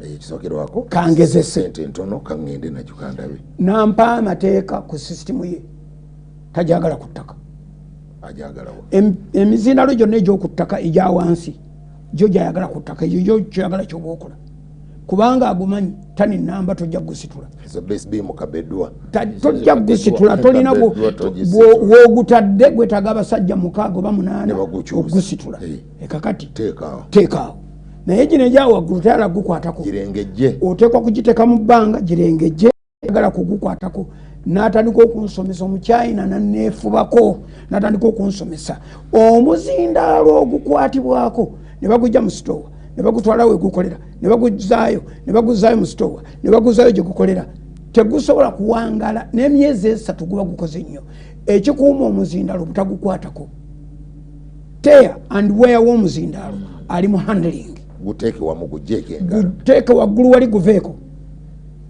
owulire bwe gutakola myaka 5 ng'omanya nti nkubbye awo wonna mu kulinda ngenda kukola ntya nkuwadde gino okukakasa nti nyingira mu ddiiro ngenda kulinda for how long kansooke nkuwe gino ogende nagyo bbanga litali ggere kakati giri egyo ogenda okukola sente njagala bwe ziti mu mwaka gumu njagalako zino endala nzaagala mwaka oguddako zonna mulundi ogwo naye ng'omaze okwekakasa nti kyotutte kyavaliyo ekirala bino saagala bino sijja kukkiriza kukola bibyo oteeka okugula genereeta ekola ku mizindaalo gyange tegigenda ku genereeta zammwe tegendera ku masanyalaze ga Africa gonna oba ga Uganda oba gaanisaagala tulina genereeta zetusobola okukwasaganya katwofuna yabwerera oba ogulangule njipangisa nebweziba kati awo sijja kuguza emizindaalo egyange gigenderako genereeta emizindaalo egyange gigenderako surge protectors ezaayo emizindaalo gigenderako bino gigenda safety measures zentwala ku mizindaalo gyange ye price gyosasula nomanya nti ono omusajja kyayogera akimanyi nsobole okutegeera ebyuma byange byebabaddemu ekizibu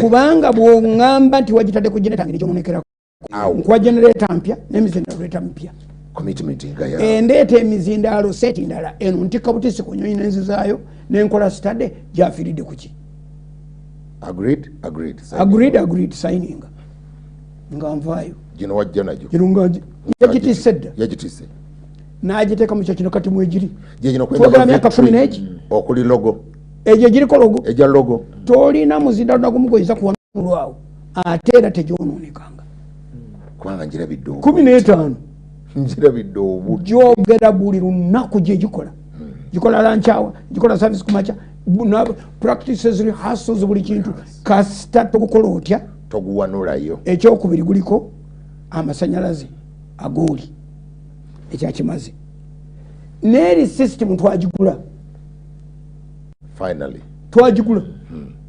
tetugiripeyeringangamu tetuzanga amplifier tetulina kyetwali tukutteko nti tuzaayo kino mpoze nemabega ebituli awayingirira kebo anti era bana abayaaya abaana baffe baagala okumanya ekiri munda kakati bwe wafuna akacyansi kona ekyo kibawa kubanga olwokuba gino gyo gitambula zamu kati akubeye kati owayo oluusi ekola ki ekyo kibawa ate kakati ate ne bayinginiya kati eno yalinayo ene Uganda alinayo ba agenti be naye kati obwedda nnoonya ekyo kugamba bwe nti I was then exposed to the massive cottage industry in China. China teri factory ya sabuni, China teri factory ya bizigo, China teri factory yesimba nti eri wano ne wali na wali buli nyumba manju waayo waliyo ka factory bakola buli omu alina kyakola ekyo kirelating otya ne Uganda ne World Bank government ya Uganda egambe bana Uganda bakole cottage industries okumala omwaka gumu oba ebiri oba esatu nga producing ebintu for local consumption nga tekulina misolo wabula bo ba making sure nti quality matches quantity kitegedde nnyo kyokka abasajja abakola emizindaalo abasajja abakola ebyuma abantu abakola ebintu cottage industry lyeddagala lya Uganda mukaseera ketulimu kano ekyo kiraba ani agenda ziyamba okuziyamba kutya anti tebalina busobozi njagala okukola akantu naye mumpeeyo akantu bannange baani abo oyagala bakuwe gavumenti banka wadde eza Uganda eziri lokolo gavumenti erina sente mu UDB n'awalala facility gyeziri zino zonna sente zino zowulira parish development model funding ewe ezo zonna sente gyeziri bu factory obwa million 5,235,100 busobola okukoleka mu maka g'abaana b'abantu nze ndowooza gavumenti singa yeefuba ku buntu obwo kati abantu abalina obusobozi okukolayo obuntu obutinitini bajja buzimba mpola bano bajja batandika batya naye twogereyo kampuni nga 15 nga zantandikira mu bisenge by'abantu batugamba nti negundi ono yatandikira mu galaji ali mukwano yatandikira mu galaji mpolampola bwati kati amagezi ge baalina luli go tebagoogera bwe bagenda bagejja nga bagejja ne beeyongera ne bakola ebintu ebinene ffenna bitulaba mu public naye ng'entandikwa tebagyogera China has thrived extensively on cottage industry but it takes a lot of discipline which is a cultural embedment nti Uganda culture yaffe twagala nnyo okutandikira wali awazito awanene tukiririza nnyo mu kuzimba kintu kukijja wansi kebe tiimu ya mupiira kakibeere ekirooto kyonna twagala nnyo okutandikira wali naye ngati wali awanene waggulu awanene cottage industry is a concept that you must accept nti kino kyo kijja kutwala okuyigiriza abantu nti tukuwadde million 10 nga entandikwa ogenda kukola ki kati banka za Uganda zitandikwa okuwola abantu sente mu arrangement zaze ziri lokolo nga bali be batumye obuyambi omuntu akumma omusaayi kyakutse nedda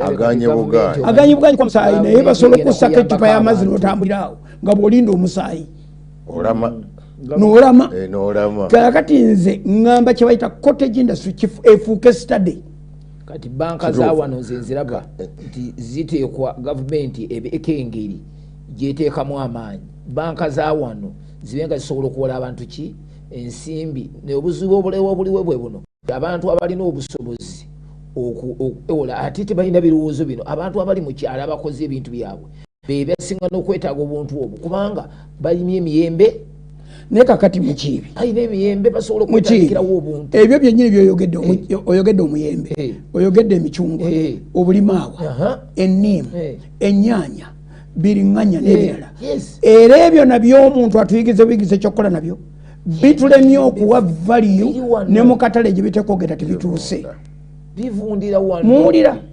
naye nga byetaaga bwetazi kutegekera wano ekitawaanya bannayuganda tetunassa value ku bye tulina tusseeko value ekyo kimu oba kyetaagisa kuleeta bakugu wano ona weekly okusomesa twongere mu programu ekirungo oba bajja alia oba leeta oba whenever naye tuleeteyo ku bakugu abategeera kyebayita cottage industry abagitegeera abategeera PDM bafunirawo obudde okwogera ye babisomesezaawa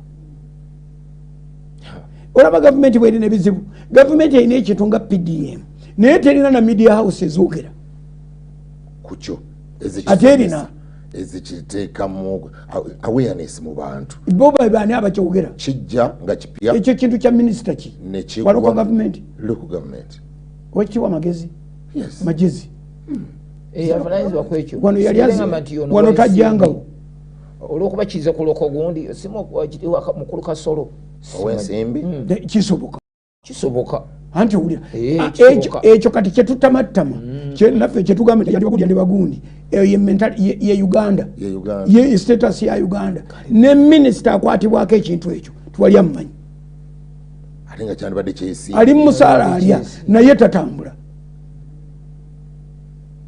tulinamu obunafu obwobutateekateeka bunaakoma ddi nga bayibuli yaga nti bw'onafiira mu lunaku olw'okulaba ennaku ng'oli munafu nnyo ku lunaku lw'okulaba ennaku tokkirizibwa kubeera munafu ati lwakwerwanako anti kufa nakuwona ekyo nkimaze ekyokubiri kikino kino kyonzikiza nga tekijja kukola dokita toyogera kitajja kukola nzikiza tekijja kukola kubanga kankyogere gumbuulire obanga kikoleka betujja okuga ti kijja kukola kasa kikuyiseemu tumanyi tikijja kukola kale mu mwaka gwa 1972 1972 mwaka ki 72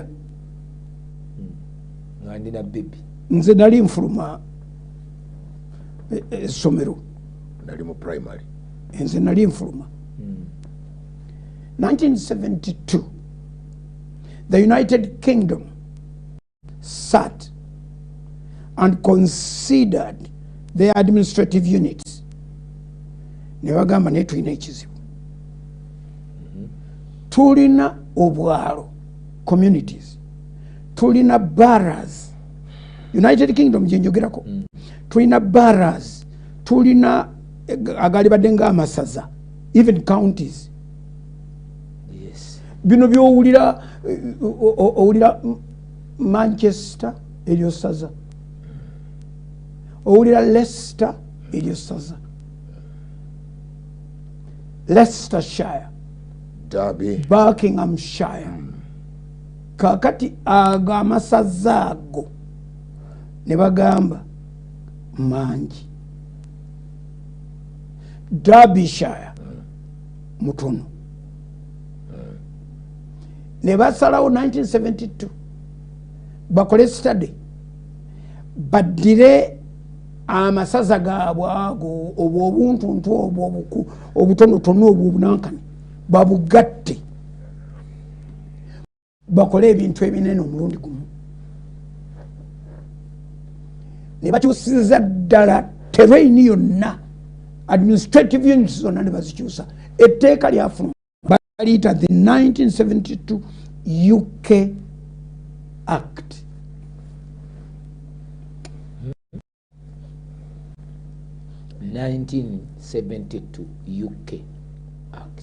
Waliwo ekigambo ekyawakati kyembadde ntidde okwogera kubasagadde the UK Local Government Act 1972 UK Local Government Act 1972 kati etteeka baliteseza emyaka egi 72 ne 73 lyagenda mu nkola April 1974 April 1st era olw'okuba lyajja ku 1st April ne baliyita a Fool's Day Act the Fool's Day Act kubanga lya April 1st naye nga kyebakoze tukirabanga baddira obusazasaza obutundutundu obubadde bwekutudde ne bagatta kati wano kino ekintu bagaba kinene ababadde abakulembeze bana baagalawo omu abadde abakulembeze 6 baagalawo omu abadde abakulembeze 10 baagalawo omu mumpagireko ate nze nkirabira ne mukuddaala eryo nti kati olw'okuba ffe tulina gavumenti eya decentralization olaba dokita gavumenti ya decentralization oli kiba kikoze kubanga obuyinza babujja waggulu ne babuteeka wansi katukutula ebintu tetujja sula wano esaawa zituyiseeko singa oyimagininga Uganda erina ba RDC bameka kati 114 at least nga tobawadde ba deputies baabwe naye olina 14 bw'ogattako ba deputies be bantu 288 n'okuba facilitate nga bagende bakole kyokka nga tonnabawa musaala lowooza nga Uganda erina ba RDC 36 lwaki obasaze booti abangi wetaaga baaki abangi tebanakola ate abatono banakolerawo kati lowooza meya wa Kampala njagala tugende njagala tulowoleze ku meya wa Kampala abatono banakola anti ekitawaanya abangi obutakola buli omu atya okulinnya ku kagere ka munne they are too close to each other kakati gwe njagala olowoleze wano meeya wa Kampala ye Lukwago okuyingira mu meeya yeetaaga obululu bwa constituency mmeka ezikola Kampala zonna olonda meeya omu constituency mwenda 10 ziba mwenda eza Kampala ziri mwenda ba 10 ziba mwenda kale oba mwenda 2 n'emwe ya Central gwe mwenda meeya wa Kampala yeetaaga obululu bwa constituency mmeka mwenda yes naye olinamu ba MPs bameka bwaba MPs olina 10 kubanga mulimu n'owabakyala ne MP w'abakyala naye yeetaaga obululu nabo obwabali era abakola district abakola Kampala yenna kakati simanyi oba olaba nze gyendaga lwaki okututika omugugu okutuwa ba MP 10 naye ate n'otuwa meeya atudde ku bantu 10 n'otuwa omukulembeze w'abakyala mu kitundu nga alina obululu bwa ba MPs 10 kati ekyo kirowoozeeko singa okoze ekyo kyokka even that on its own nofunza otya ng'obafunziza bamemba lu parliament n'okendeza bakendeeze yes anti nage tekijja kukola golaba olwedde bwonze tokufuna saidi kubanga olaba nti district endala teziina abo bonna naye Kampala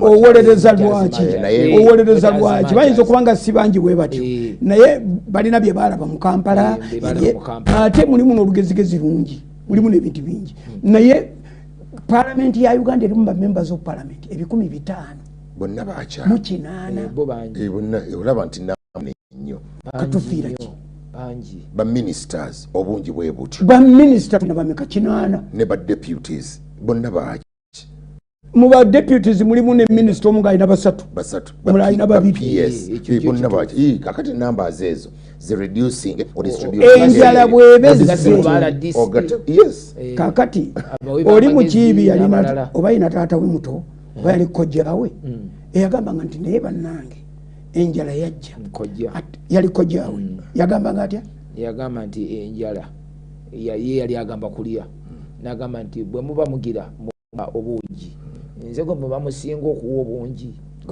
andi kakati nze ngenda okusaka kati kamunyo ye yagendanga n'alima mumpa obuugi bungi nsobola okubeera n'amaanyi ova n'amaanyi agataka obuugi katubuwa abaana abaana tebalima tebasaka andi abaana kavuna banaalama ye future generation abaana kabalama abasakira mpe nze ndaba nga bwe tusala ku parliament yes ne tukendeeza administrative units tulyako sente yes ne tukendeeza ku bungi bw'abantu kati nalabye mu mawulire nga bagamba members of parliament abatudde mu parliament ne bamalamu omwaka kati boogedde ekigambo nakimu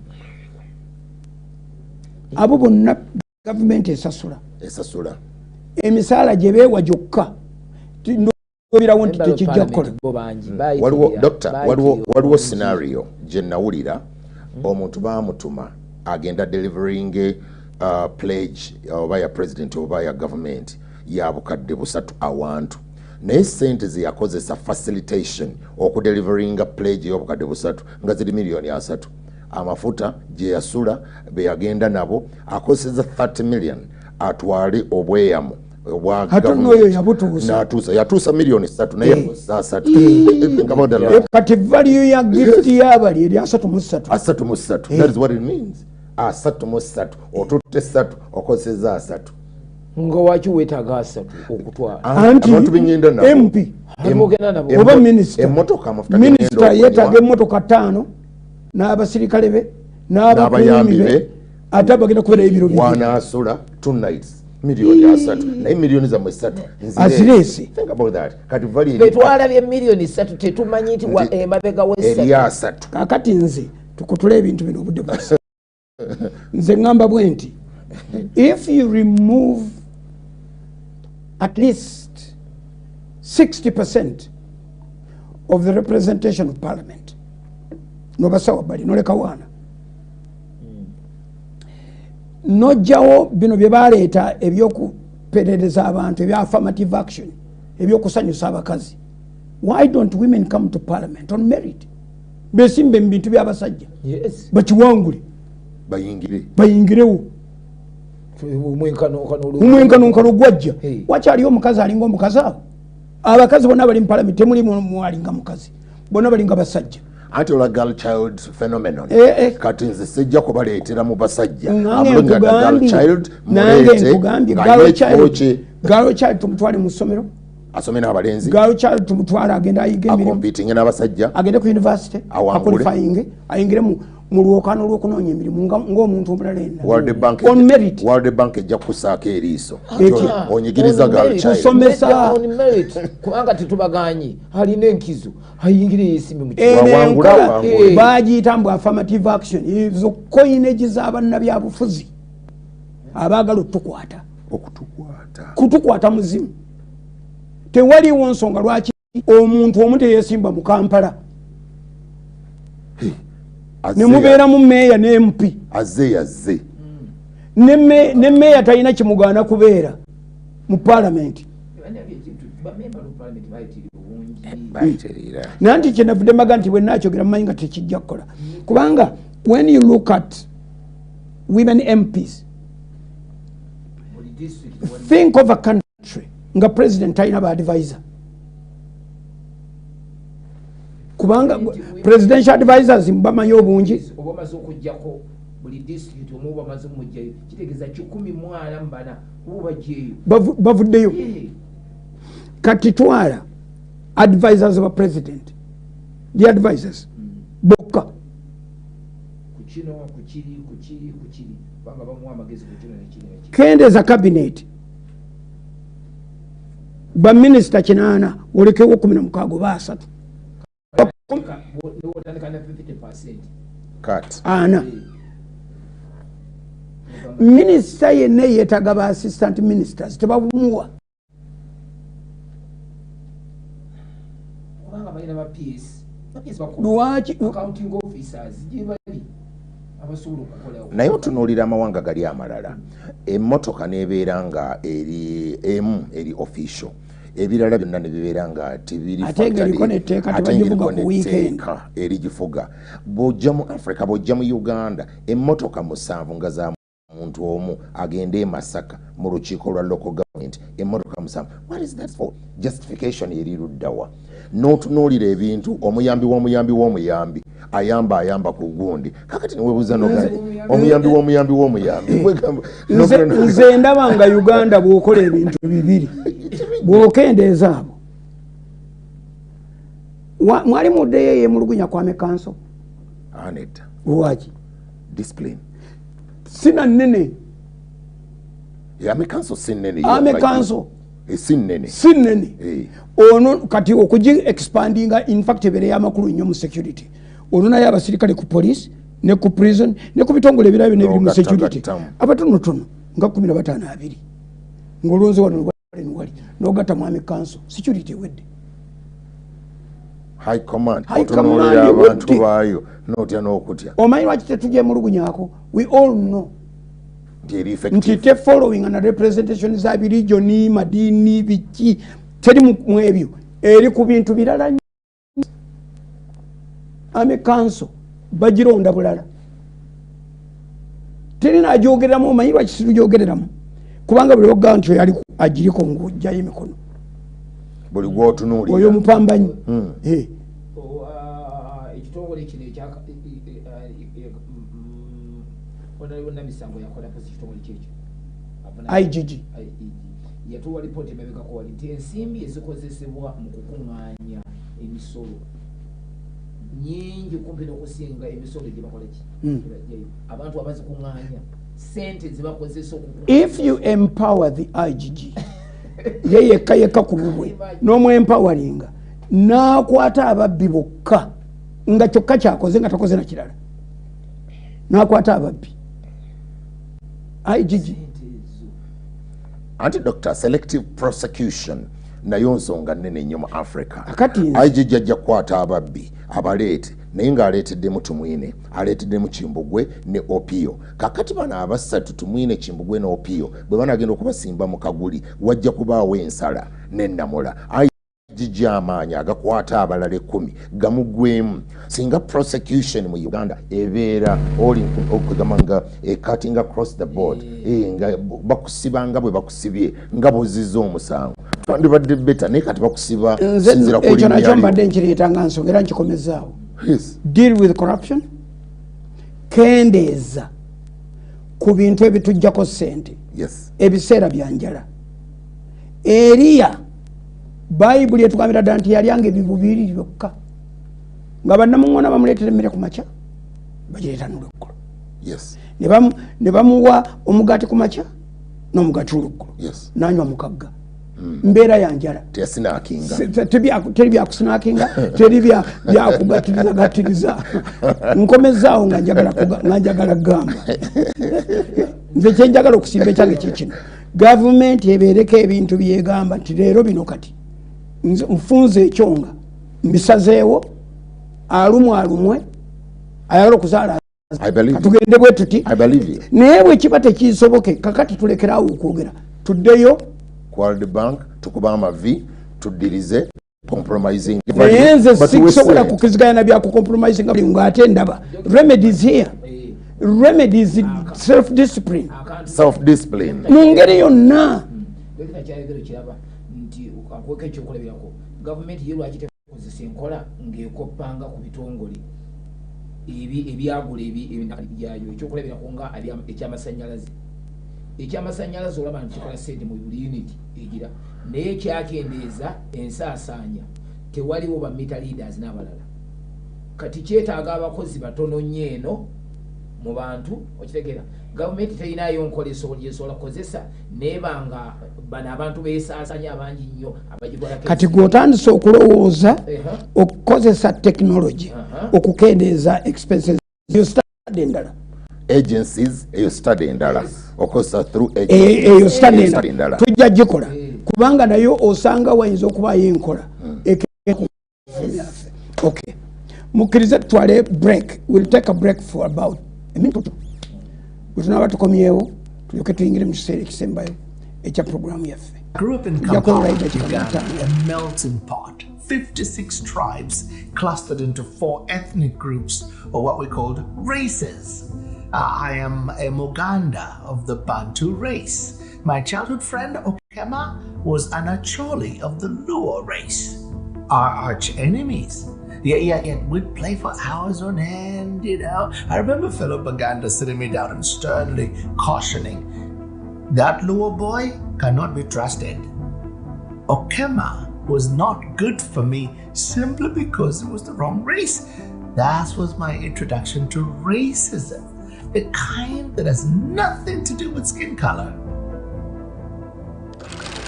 In 1989, I relocated to England, get a job selling menswear. I'm excited, but almost right away I realized, oh boy, I think I'd bitten off more than I could chew. I knew very little about retail or selling. 6 months into the job, my manager hires Justin. In just 8 weeks, Justin's promoted to supervisor. He's my boss.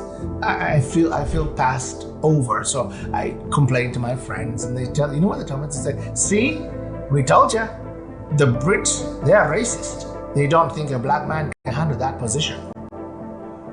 For a couple of weeks, I feel consoled by the narrative. I am a victim of systemic racism. But I start to see some things about Justin. He's an excellent connector. He's quick-witted. He's funny.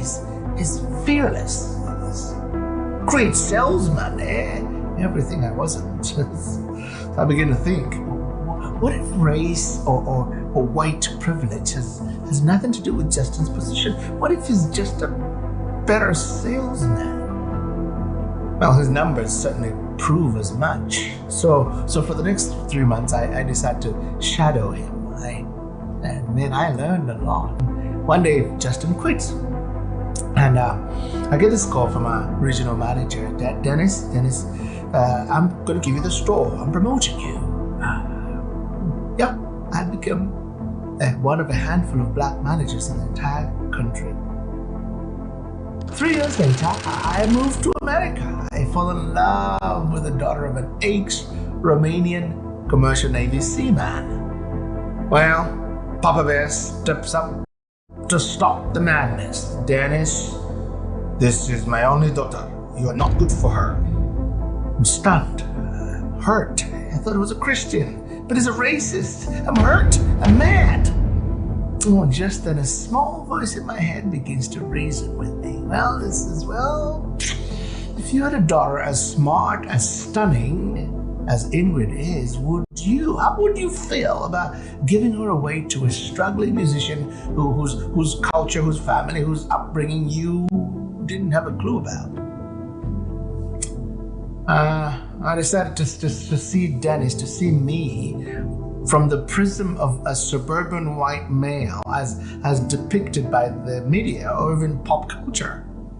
And here's what I saw. I saw black men like me are great athletes. It's what I see. It's what I see from that prism. Great athletes. They're gifted. They're musicians. They're generally hardworking, but they're also pugnacious. They're even violent. They're loose. They're womanizers. They don't make enough money, and they're mostly lawless. That's what I saw. Oh, well, wait, but he should have given you the benefit of the doubt. Why? Exactly what had I done to deserve the benefit of such expensive doubt? To Virel, I was a scary black man from a primitive dark continent, Africa, where savage tribes roam the savannah. So, I decided to introduce Virel to a different kind of black man, the dedicated, hardworking, respectful kind. Eventually, I'd win his respect.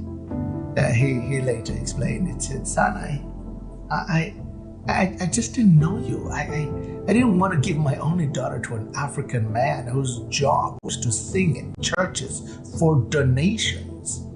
It's not that I was racist, I was just trying to be a good dad." Well, I am his favorite son-in-law today, and he absolutely loves his mixed grandkids. The plight of blacks has little to do with racial antipathy or white supremacy, but basic developmental backwardness that's been produced by lack of what I call human capital. Now, have we been horribly victimized by historic racism, by slavery? Of course we have. And it's easier to embrace the prevailing dogma as preached by these modern day equity or diversity prophets, I call them, that black uplift can only be attained by elevating racial identity, that we are irredeemably disadvantaged or permanently injured. It's easier to believe that. May I suggest a better way? Black uplift will only come if we step up to compete on this mostly equal playing field. We must resist the pervasive idea that our whole story is mostly punctuated by racial inequity, that our station as blacks is solely determined by our race. Take it from this African. We blacks are a strong people. We can absolutely rise above the pervasive barricades of slavery, historic, systemic racism, economic inequity, and all manner of victimhood to absolutely change our story and to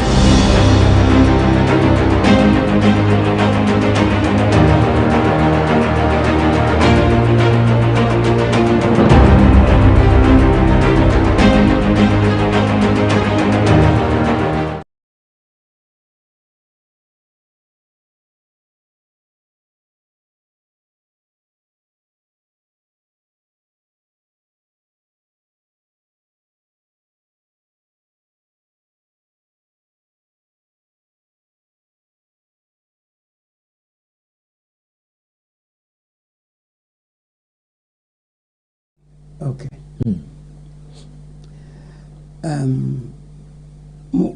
mu bulamu ng'omuntu atambula agenda asanga ebintu ebimujjukiza obulamu bwe butambudde, landmarks. Naye Uganda teyinza kugamba nti tejjukira bayimbi be bayita ba Limitex, bo beyitanga Limilex.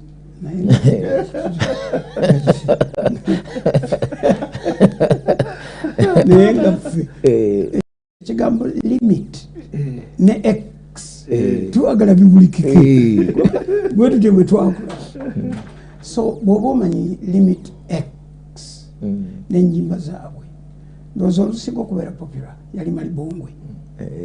Naye bwe tunaaba tuva wano, nze nayo oluyimba lwe nali nsinga ate okunyumirwa, praise the Lord hallelujah, lwali lunkolera nnyo. Tujja tulaba nga tugenda naye nga tetunaba kutuukayo eyo. Tulina akakisa kakati abamanya Dennis Sempeebwa during his youth and during his ministry at the Miracle Center n'ebitundu ebirala, ne growth eyali ku speed, ne ttiimu eyo yonna yaba Ruchi Mutebi n'abalala. You look at that time noga naye Katonda ng'atwagala, kubanga nze ndowooza abasajja bano kati basajja baraisinga profile ya Uganda, not only on the music scene naye ne ku bintu ebirala bingi. Akati Dennis mbadde nkola naye, tambula naye, nsoma naye,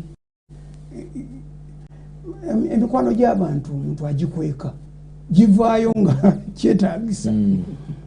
So ku mulundi guno nenkola probe mu bintu bye. You wouldn't believe the kind of literature is put out. N'ateeka ebitabo mu nsi ebya value, great reading, very very instructive and instructional reading. Naye ng'obuuza tugera nga abaabuuliza ku Yesu nti naye amagezi gano omwana ono yagajjawa. So bwe nategedde nga Dennis ali mu kibuga, of course tulina ensonga abali naye mu kibuga, tulina ensonga naye eziwera, nze nange ninaye ezange. Naye yatadde ekitabo kitya mu katale. Yes.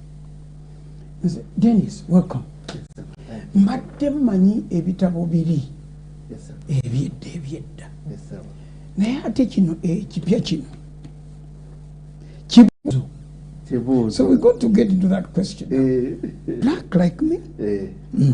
But before we get there, abantu beeyagirire, kubanga abantu abakumanyi bamanyi Dennis Sempeebwa. Limitex. Dennis Sempeebwa nakulira Buganda Road awo, kanzalira mukono kakati n'Oluganda. Abantu bagenda bakwano bange bagenda ne Bulaaya ne bagenda 1 week 2 weeks ne bakomawo Sempeebwa naye banaka oyinza otya okuwerabira yo mother tongue.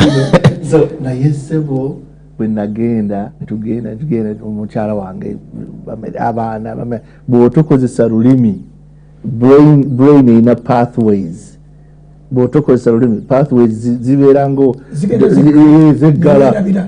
It takes a week, kati mbaddewo nga wiiki emu lugenda lukomawo naye next week so Oluganda olulimi lwange nali mutaputa. I used to translate from Sumba Kayanja. That's command of the language. Yes. Into Luganda. You know, so nayenga no akatabo no evolution yeah. Yes. Yeah. I know. Okay, height ya Limitex, you know tuyimba BBC, you know, BBC ngejanje was kakati, how do you become like this? We could not say kuleveyo nti anointing the favor of God. What is that? So there was this, how come Uganda tujimani amini AIDS does, in fact, some article does anything good come out of Uganda? Yes. You know, to some countries nga amini yarwana nabo nga they have never let a Ugandan in. Kuchisawe, El Salvador, Costa Rica, never stay there. We don't have a file for Ugandans here. You know, so those are the kind of level of breakthrough. So then it was like, okay, you can't just say serendipity, luck. No, I began to recognize okay, hard work, diligence, focus, time, surrounding myself with the right people. That got me curious to, hey, I need to study up on the science of achievement. Yeah, the science of achievement. So doctorate, you know, so, long story short, you know, I've been in high tier achievement. They would fly us 18 hours to do 2 songs in Australia with DC Talk, Toby Mac, you know. What do you do with all those hours? Wutabo, TV, videos, nze, nensoma. Preparing myself for what I didn't even know God could do, tapping into the potential, but there had to be preparation. Yes. We took a break, what we thought was a break. We didn't fight. I mean, I know the rumors. No. Isaac and I, best of friends, childhood friends. Nice season year 2, Kanga. We are gone more than we are home. 7 months out of the year. At one time, Group EF was one of the busiest music groups in the world. 300 engagements a year. So that means engagement today. I know. We have 2 kids each, you know, with wives who are home. Married, but our kids never saw us. But the fans are, oh, we want you. You know, Kubango Asian tour. You don't go for a weekend. You're gone 3 months. You know. So a time came to, okay, can we take a break? When we took the break, it was like, oh, maybe can we just take a longer break? But that longer break, Isaac started being comfortable here. Paulo ngari Minneapolis, nzengani Chicago. Yeah. But then wait, all I know to do is sing. That was the time when Pastor Wangana Janagamba, can we start a school? What do you mean start a school? Can you help us? Kusoma PhD. I don't know why are you doing a doctorate, Dennis? We're singers. Then I don't know. I had stumbled upon the principle. Preparation opens the door for opportunities. Yes. God can't bless you until you're prepared for the thing. Otherwise, you're going to fumble. When David is going towards Goliath, and that Bible doesn't say, okay, the King Saul says, yeah, you can go fight. David goes and practices slingshot skills. No, he was he was an expert slinger. Slingers. In fact, Musumba, it's said that David could shoot a bird in midair. The slingers were experts. So, but he takes 5 smooth stones, of course, not because 5 is the number of anointing. No. In case he missed, it's simple. He needed contingency, extra ammunition. Yes, contingency. So he goes, but so Goliath, of course, you know. So preparation. When that opportunity came, I was prepared. I had a PhD. So that started the journey. I started. So that's the story of our school. Yes, sir. That started the journey, and I saw that I could read, I could write. Words came easily. I could articulate thoughts. I could articulate complex thoughts. I would surprise myself. In fact, even today, Olusi, I get words that I need to use this word, and I don't even know what the word is. That's a little bit of a supernatural thing there. So yeah, and one thing led to the other. Now it's 17 books. Now I stumbled a man called as I was battling, can I really do this? Can I, because music is still calling me, because even now I'm an artist. But in the inside of the artist was an intellectual, But a man called Miles Monroe, I met him somewhere in the journey. Now, Gamba, Dennis, there's a book inside of you. And I'm going, really? Naga, the problem, your problem is you keep thinking you're Ugandan. Uganda. No. If you continue thinking, go to Uganda, you'll only do what Uganda do. But if you can elevate your thinking, no, Gamba, I'm a Julian. That's what he said to me when we met. Really? In Australia, really? In New Zealand. Really? Yes. I met him and he said, Joseph, you need to write a book about prosperity that is relative to Uganda's situation. Absolutely. He said it to me. Really? He spoke it. Yeah. We happened to a conference here. Yeah. And he said, no. Yeah. What you said is only practical and usable in your country. The prosperity that the West talks about is not usable here. So why don't you write a book? Yeah. So that's how I wrote my principles. And really? Oh, it's a powerful book. I love that book. But let's go back to you. Yeah. So he always saw some things inside me. Yeah. Meanwhile, the voices around me. In fact, the guy who was the most, influential time in my life had told me, I don't think Africans. I think you can write, but Ugandans don't write books. I'm going, but what do you mean? No. Go to the bookstore. You're not seeing books by Africans. I went to the bookstore just to do it, and I didn't. And I was like, So he said, give me your manuscript.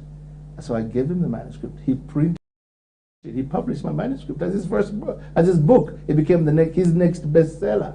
So I'm like, oh my God. So call me stupid, Musumba. I did it 5 times. He would come back to me every so often. Do you have another idea? Yeah, give it to me. Because for me, again, my thinking, I was just happy to chitabu change. Chiri out there.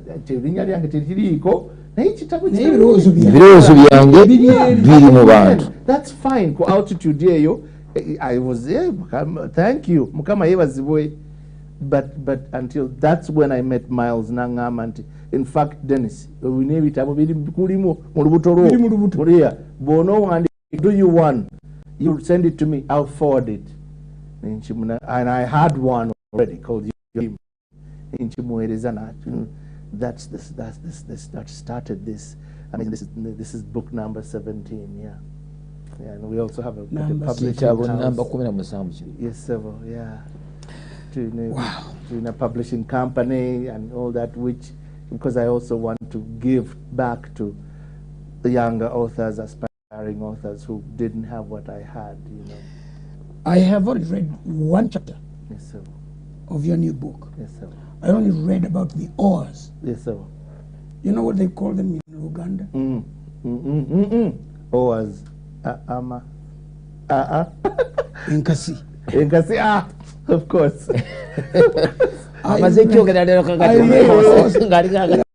You could only think in English. Yeah. I wish you could think of Inkasi in Uganda. Amazing more stuff descriptive, yes. And I said, I need time out. Ngenda kwebba, mbeko wentura, nga chiwali angoba, nsome ekitabo. Musumba, I need to say this publicly. You are the first person who tickled the thinker in me. I was 13. Ne mama wange nga tutambula okujja okuwulira a teacher kubanga all the speakers Musumba tumwine, you remember abaliwo all inspirational. Fire, not fire. We didn't do fire thing. We didn't do the fire thing. Yeah. It was akin to what is. Yeah, but inspiration. But then there was a teacher.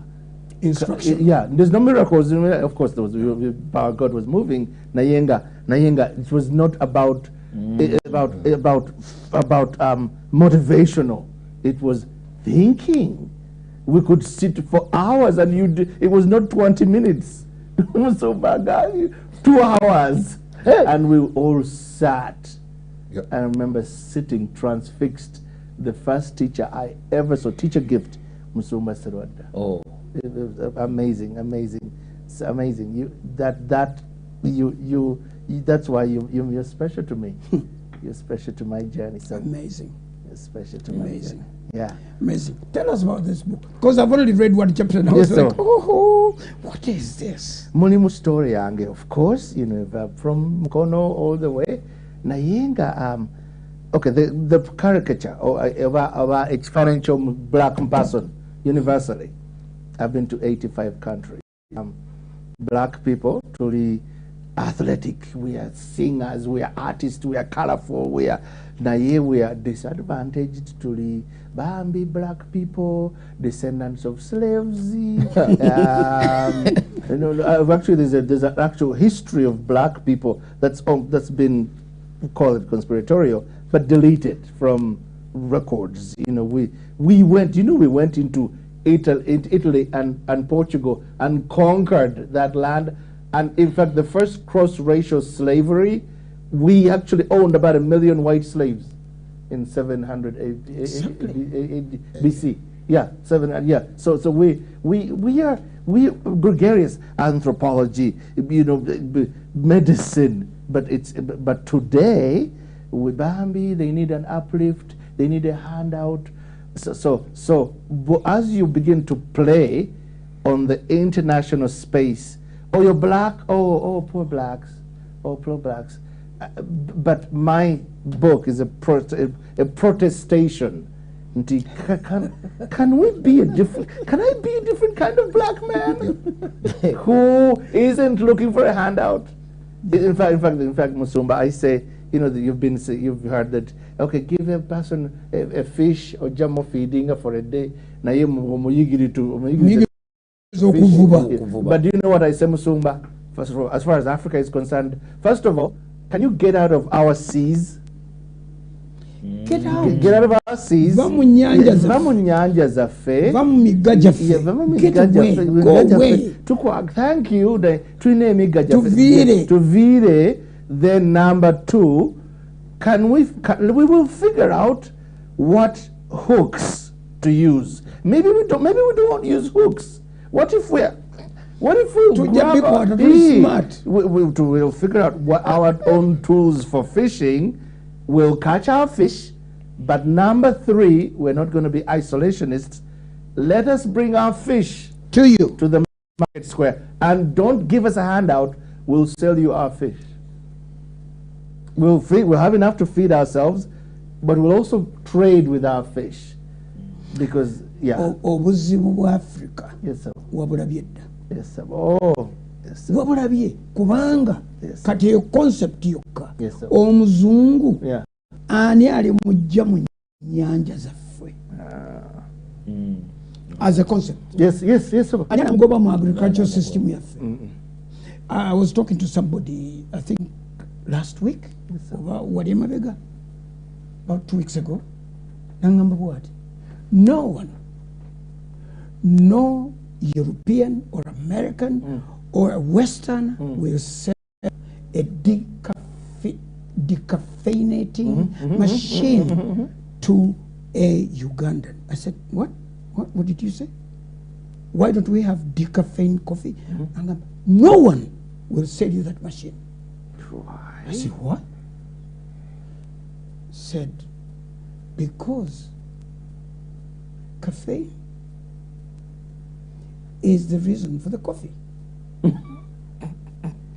So, I get it. They use caffeine for everything else. Yeah. Alimu pharmaceutical industries. Yes. Alimu the drug industry is all caffeine. Yes. Kati yagenda okumpita itira naga, no one will sell you this machine because that's where the money is. I said, what? Ojjemu ekirungo kyabwe ate ekibakolera ng'okitte. Says, no, you can't. Kakati no nze njagala kutunda kitabo kino. I want to sell this book. Yes, sir. Because nze nafunye copy yange and it's very cheap. It is. Why did you do this book should be at least $30, at least. Because, you know, I wrote it, of course it's intellectually weighty, so that way it can tickle the intellectuals, because Naying, I wrote it for, in my style, I write simple, so Kubanga, Uganda, and all, we have 16.7, the latest stat, average age. If I'm going to speak to my people, I can't write for the 2%, you know, so, and therefore, I want the book, in fact, I have a radical thought. I'm actually going to talk to some of my rich friends. I want to give the book as much as a way to affording. I want us to have a renaissance of thinking. We must begin to think. As a man thinketh, so is he. Yeah. We can't perform in a way that's inconsistent to the way we think. We can be idealistic to be, you know, I wish, we can wish, but until the thing takes, we have to think a certain way to do a certain thing. The thinking precedes, the thought is the mother to the action. Yeah. Until we think so, until we change. Banang, my bag was lost to Uganda, you know, and I'm with some very big investors. Bags are lost, and I line up, you know, baggage lost, you know. First of all, taliwo. Line to say, 20. Naja, eventually, very slowly with sapatic. Then nakati naturao ekitabo the desk is clean. He knows the, you know, she knows nati kitabo rubber bandi kati no penny tajiraba 15 minutes penny ojirabyewo penny angoberiwa. I'm with this big, he's worth $500 million, my friend.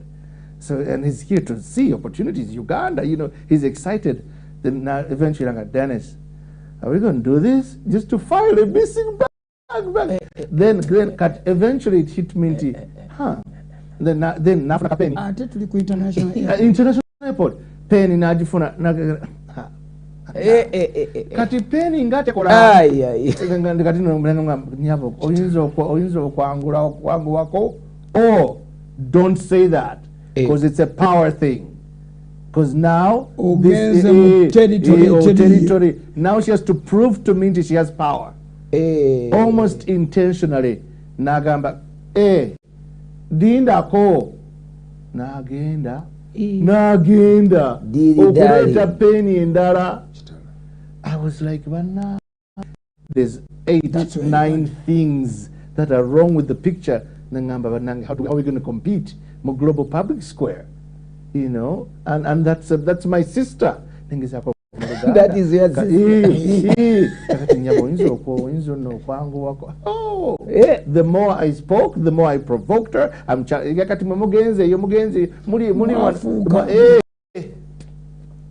was like, something's wrong without thinking, which is why I thought, let me write a book to cause us to think. These are traits of just these are my PhD was in the science of achievement. Yes. Which is fishermen, farmers, I studied all these people, successful people, Musumba, they all do the same things. Success is not like some art into, okay, you do figure it out. No. But a fisherman, China, Africa, they have principles. But they're like about 9 of them. They're all diligent. They wake up early, go to bed late. They have attitude. They have a way they think. They face failure differently. Crop your naya food day. She's not giving up, thinking, that's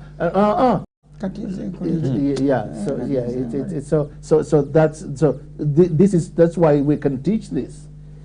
It's transferable. The thinking that creates Ford, Boeing, the things we admire, Microsoft, we can have that as a farmer, as a herdsman. Go to Western, go to find the guy with the biggest, you know, the most successful. They do the same things as Gucci, as, you know, Apple. Bonna bakola bifanagana. Yeah, bonna bifanagana. and it's observable. Mamusumba, largest pastor, most successful pastor, it doesn't matter. They all do the same thing. Attitude, they think, they surround themselves with the right people, by enough focus. They know not into everything. Excellence, they finish what they start. Now, Dr. Dennis. Yes, sir. Twebaza Katonda. Now that we have come to this point, I think we are fighting a mental battle, a mindset battle. Yes, sir. Kiki kyolowooza abasoma nga bw'okimanyi percentage ntono nnyo mu culture yaffe egenze ekyuka tunakyusa that narrative eya abasoma kikweke mu kitabo bw'oba yagala kikweke omuduga kikweke mu kitabo kati tudiringa ne governmental issues nga bw'otusanze nga twogera Uganda eri mu kiseera kyerimu kiki kyolowooza nga not a quick fix naye kyogamba nti a relief ekisookerwako ng'ebirala bwe bitusanga tugenda kukola tutya okukwata mindset y'omufirika mu all spectrum across the board tugenda kukola tutya okuba nti tukyuse ekyo kyetubadde tumanyi emyaka gyonna kubanga kyekizibu ekyamaanyi ennyo endowooza z'abantu gimi kiki kyolowooza nga short term and long term remedy nti Africa black like me tugenda kukola tutya okuba nti black like me tukyuse tutya gundi eyo okuba nti tutandika okutunula mu right direction. You got to Abaganda. I got time to, as you know, work with the Navagereka. I was privy to this amazing civilization. Like 3,000-year traceable history. How we didn't have books, we didn't have writing. No. How did we pass on wealth? All that information. Yes, keeping us intact. We had, I call them fireside chats. The Bazei would drink whatever, but then they would start talking about. But they'd be seated around the fire and talk. Yes, this is masculinity. Men do this. Men work. You don't give birth to babies and you leave them like that. So the young men are listening. They were listening. That is gone. Turinakati, where's my cell phone? Cell phone. That's where our young people, Kubanga, but Abazei, who would speak to culture, they have been silenced because they don't know how to do this. iPads, and then they went out. The young ones are saying, Dad, you're not cool. We have a globalized. In fact, for the first time in history, the kid mo Japani, ne Eskimo in Alaska, they think the same way. Kubanga YouTube, TikTok, Chitugase. For the first time, in the villages, Africans, we have depression, diseases of industrialization, these fancy diseases like I'm anxious, a Ugandan, and I'm dealing with anxiety. What? I'm telling you guys, and when I speak in America, we had issues, we had reasons to commit suicide. But I never ever saw, I don't know about you, I never ever saw as, say, no. And we didn't have anything to eat. Why? There was grown-ups telling you, life is bumpy. In fact, this is the first time in all of history that we think life should be mostly easy. From time immemorial. Life has been not to have. Yes. Some. Yes. Greeks, Romans, the most complex of cultures, they knew life is mostly bumpy. When it's good, party, have fun, because a bump is coming. That fundamental thinking gets us to, okay, I need to save, I need family, I don't do life alone. So we need to, first of all, challenge, restore what I call honest conversations. We need to talk again. We need the elder. We need history to speak to us. We need history. Let's speak. Let's talk, and then let's collectively think to solve these problems. But we must avoid avoidant culture. There's many things that we don't look at as a Uganda. And I have to face this every really important people, but I don't want to talk about that because as I have a compunction go Uganda you don't confront, you don't, but we can't. We have to begin to have conversations, and we begin to change. We need to think about our solutions. Ekitabo Dokita ogambye nti weewunyiza nti yakyogedde sente mmekeezo mitwalo 5 gyokka okusinza ku bikiri nakiguze 5 50,000. Aristoc, all the bookstores, We're going to ask for a couple of copies. Yes, sir. To take them bookshop here. Yes, sir. We have a bookshop around here. But I'm thinking about how we can Havana, how we can... Ekyo kyakutunda ekyo kyalina. Kino kiba kimpi. Nagibeera 5. Yes, sir. Bajja kikutuusa. Kirina. Egyo njirina. Yeah. But it's got, yeah. Okay. Njagala kutwala Yesu naye dakiika nga 10 nazo ziwera kuwera. But I would like for some people to say something. So eyo gye bali. Abantu nga basatu kali wakiri. Okay. But while that happens, ayina text message naye asobola ogiweereza bw'abanga aliwo aweereza. Okay.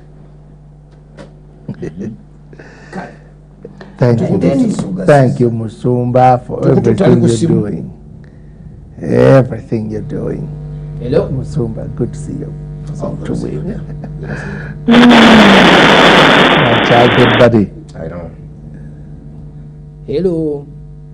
Okay.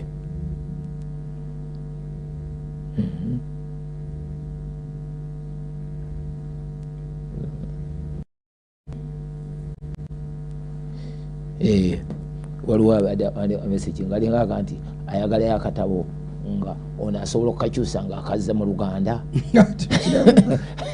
basobole okudirigana n'abantu boyogerako abatabitegeera nti era mu kitabo bwe kityo abamu osobola omumalika ebweru. Yes. If it's going to touch the country, kalina okukyuka. Onagambye Kaliro district has a population of 370,000, but with 3 members of parliament. Isn't that a wastage of resources? Richard Bungu. Think.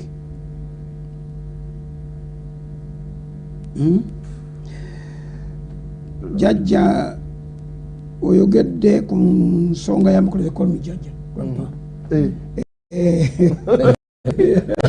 Tata, I'm just getting used to Tata. Call Tata. But Jaja is even okay. Next step. Okay, I mean, next step it's an honor. Oyogedde ku nsonga ya mukulu okukulakulanya Uganda naye werabidde nti government teyagala tugaggawale kuba tujja kufuuka kizibu.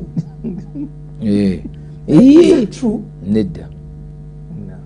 Government teyagala bantu bagaggawale. Tumwine. Yabadde tekamu nsimbi mu programu zaayo. Uganda has an entire program. Bonna bagaggawale. Teyinza gamba nti teyagala. Teyinza kutayagala bantu. Wiiru ya gavumenti abantu okugaggala weeri.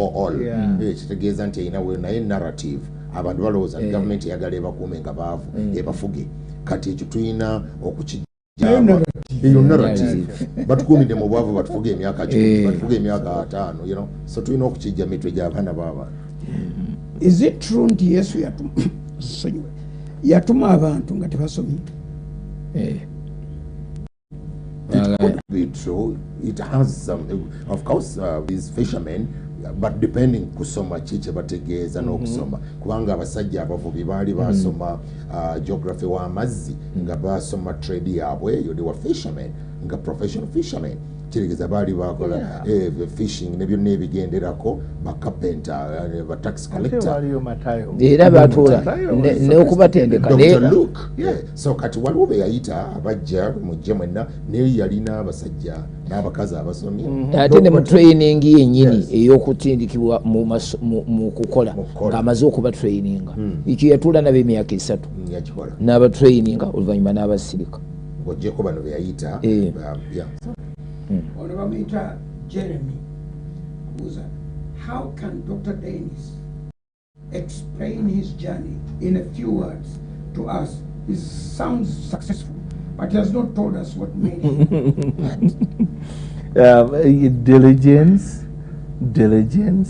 Diligence, work. Faith without works is dead.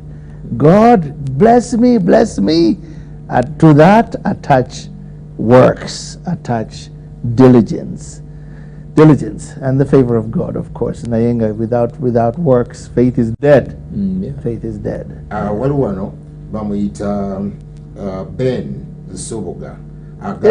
Musumba Ben. Dennis. Mukulu Ben. Mulamusizza. Beni. Nkulamusizza nnyo ssebo nange Beni nkumisinga. Nakulaba ddi mukulu. Mukulu Beni. Butwawandika Malibongwe, Beni yaliyo, Beni ya.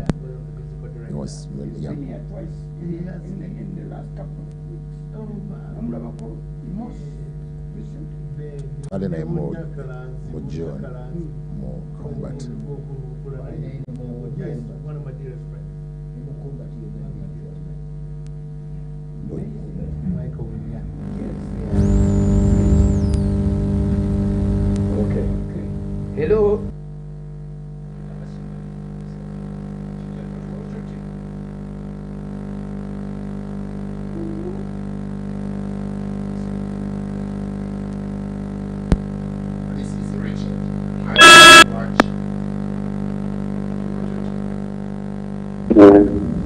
Uganda.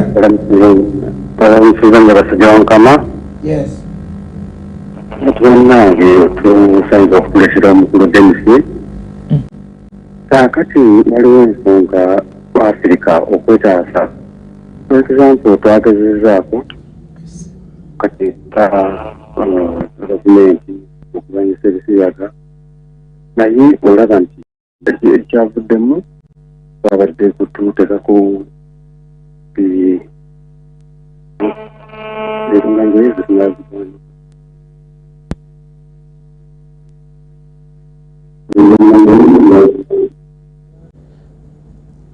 kale hello tututasembayo tuwulire hello naffe bwe tutyo kati mbadde nsaba mwanyi Senteewo nkyala nali sekretary ndi retired naye oba translation abumpe nja kukola naye nga nsasula ogwokuvunula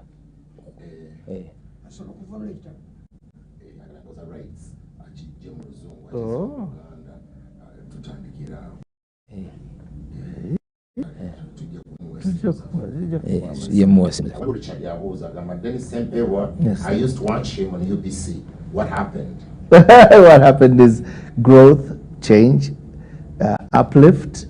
Change happens when you find a 4-year-old. They don't remain 4. They become 12. They become 30. Yeah. So yeah. Okay. All right. Final remarks. 5 minutes. Each one has a minute. Let me hear Dennis. Yes. So thank you so much. Honor the journey. The journey. Uganda, I believe, it's a time we have faith. As much as the pressure, global pressure, is coming upon us, please know God's got us, but we have to begin to think and work very, very hard. There is a future. I think it's time for Africa. I think the crisis, many times breakthrough as they are preceded. I call them reversals. Joseph has reversals prior to breakthroughs. Reversals are here for the country. This looks like a tragedy, but I dare say this is a gift for us to think differently. As long as we're having handouts from the West World Bank, we're going to be codependent. A child must leave his dad's home, but there's a point of tragedy. Okay, no, go be on your own. You're like, there's a crisis. But the crisis precedes independence. I believe to time where we're gifted with an opportunity, can Uganda stand on itself? And I dare to believe we actually can. We actually can. Yeah, obudde butuuse olw'okubanga tukyusa endowooza zaffe, kubanga bwe tutakyuse bwe tulowooza bwe tujja okukola. Yengero 23 olunyiro lw'omusanvu nti omuntu nga bw'alowooza mu mutima gwe bw'atyo bw'afaanana. Tulina okukyusa bwe tulowooza, ebyalimu bajjajjaffe ne bakitaffe tusobola okubikola. You know, tekikwatagana ku color ya skin yaffe. Black like me, yes, black like you, but you are different black. Come on. Obudde butuuse tubeere nti tukola ekyo Katonda kyayagala okukola. Kiri mu bwongo, tekiri mu color. So twebaza Katonda nti eno season yaffe ey'okukyusa ekibadde kyogerwa emyaka n'ebisiibo. Ndange ndowooza bwetyo nti kino it can be a blessing in disguise. Waliwo ebintu ebimu nga kiyise mu kintu nga golabanga abakunyigiriza naye nga munda mu kyo mwekweseemu omukisa. Omuntu wakunyigiriza ennyo naawe oyiiya. Wakunyigiriza ennyo oyiiya noga nti naye bw'abanga yaleeta mu mbeera enzibu nga mwendi naye ye n'abanga yavaamu ow'amakulu nange nsobola okuvaamu ow'amakulu. So kano kazze nga akatunyigiriza naye munda mu kyo mwekweseemu omukisa ogutuyamba okulowooza n'ekirala okukolera awamu kakati. Kiseera kituuse tukolere wamu. Oli aleeta ekyalina nze kyesirina nange muwe kyenina ye kyatalina. Tukwatira awo nti obuyiiya bwa Uganda abantu abayinza kati obuyiiya singa gavumenti enoonya abantu abafaana bwe batyo naye nebayambako ne bagiwa ebintu naye nebawa obusobozi bwe butyo tujja kukwata eggwanga lyaffe tulitwale mu maaso. Ekyange kiri, I think I've read it somewhere, that adversity is the mother of all invention. Come on. Yes, it is. Ebizibu ebitusanga ebitunyigiriza byebituleetera okuyiiya n'okuzuula ebipya. Nze, if we had gone by what our parents said, the standards of life then, n'ebyo bye twali tuyitamu, we wouldn't even have gone to school. Come on, that's true. Saalisomye. Yeah. Singa nagenderako ebyo bye nagendera, I wouldn't be where I am. Naye tulwanagana na bulamu kubanga obulamu bwakula bwe butyo. Olwana nabwo ate obulamu kasita bulaba nti obulumba. Yeah. Absolutely. Obulamu bukuwa ekkubo obulumbi. Ffe tuweerera amagezi abantu. This is your opportunity. Come on. Opportunity ekonkona kubugimu okuleeta essanyu ppya. Kiza tulikuwe. Katonda akuwa omukisa gw'oyagala. Akuteeka ebintu mu ngalo. Akuwa emikwano. Akugulirewo enzigi. Oleme kukizanyiramu ne kati ennaku ekyannuma ku muwala oli ow'entebe atassaamu kitiibwa bantu bali mu maaso ge. Potential y'omusajja okusanyuka yagifiirwa yennyini oyagala tipu ya $100 kubanga gw'oyagala ezo zokka singa akoze ofambulinga okumuyamba tipu ya $100. Nagenda juzi mu Amerika nensanga nga bagamba omuntu bw'akusaavinga mu restaurant essente kati entulinyo ze bakkiriza 25% of your bill. Dennis, you remember? You took me for lunch. Yes, sir. Yeah. Yes, sir. I can't remember how much we. Yes, sir. We did. Yeah. A little bit of justice. Teyasasula sente zali ku bill. No. Kati kiri bakakomyawo natekako a percentage. Yeah. I was watching. Yeah. I was watching. He paid money. Kakati utandika okulowooza n'ogamba if this is the way the nation is going, Katonda tusaasire. Tusemu ekitiibwa bye tulina, opportunities ezitujjidde, Katonda omukisa. Tujja kuddamu tubalabe next week. Ne wakati mu wiiki emirimu gyegiri. Tujja gikola. Twebazizza nnyo nnyini abantu abatuwagidde mu ngeri ez'enjawulo. Tubakulisa abazze okutusanyukirako twali tukyagizza abagenyi. Obudde bwakyo kubanga obudde bubadde butono. Tukisaamu ekitiibwa tujja kukisaamu olulala. Omukisa gwa Katonda gubeere nammwe. Bye-bye. Amen.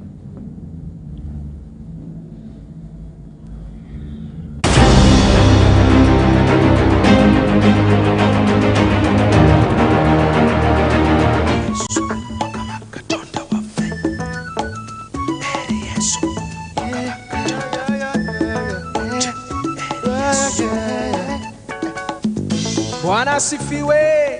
asifiwe. Bwana asifiwe.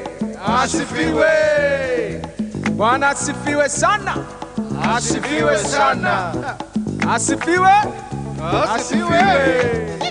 It's Jehovah, the King of Kings. It's Jehovah, the mighty God. It's Jehovah, Somebody say, the King of Kings.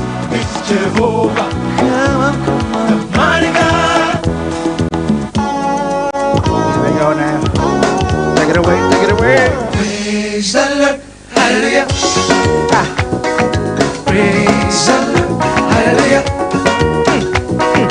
Praise the Lord, hallelujah. Praise the Lord, hallelujah. Praise the Lord. I've got a reason just to praise it.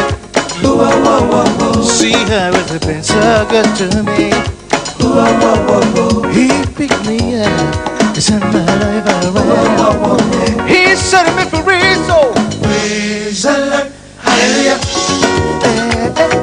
Praise the Lord, hallelujah. glory, glory, praise the Lord. Praise the Lord, hallelujah. Oh, praise the Lord. Praise the Lord, hallelujah. Glory, glory, praise the Lord. Praise the Lord. I was sinking deep in sin. Whoa, whoa, whoa, whoa. Then you came along and bought me. Whoa, whoa, whoa, whoa. You broke the chain to set the captive free. Whoa, whoa, whoa, whoa. Feels like heaven. Praise the Lord, hallelujah. Yeah. Praise the Lord, hallelujah.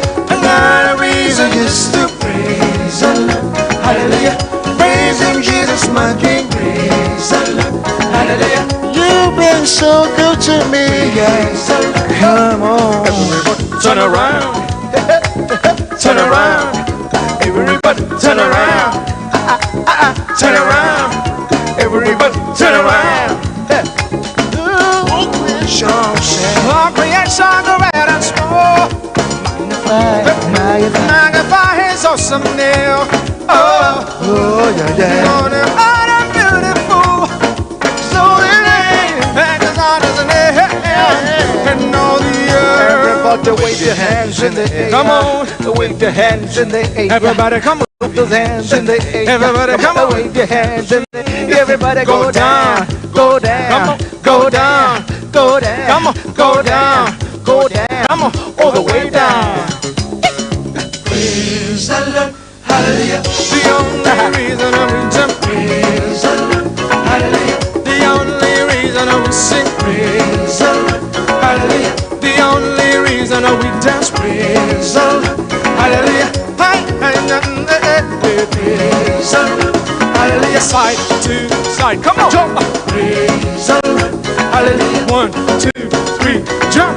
Praise the Lord, hallelujah. Side, it is a Praise the Lord, hallelujah. the only reason I will sing, Praise the Lord, hallelujah. You've been so good to me, praise the Lord, hallelujah. you've been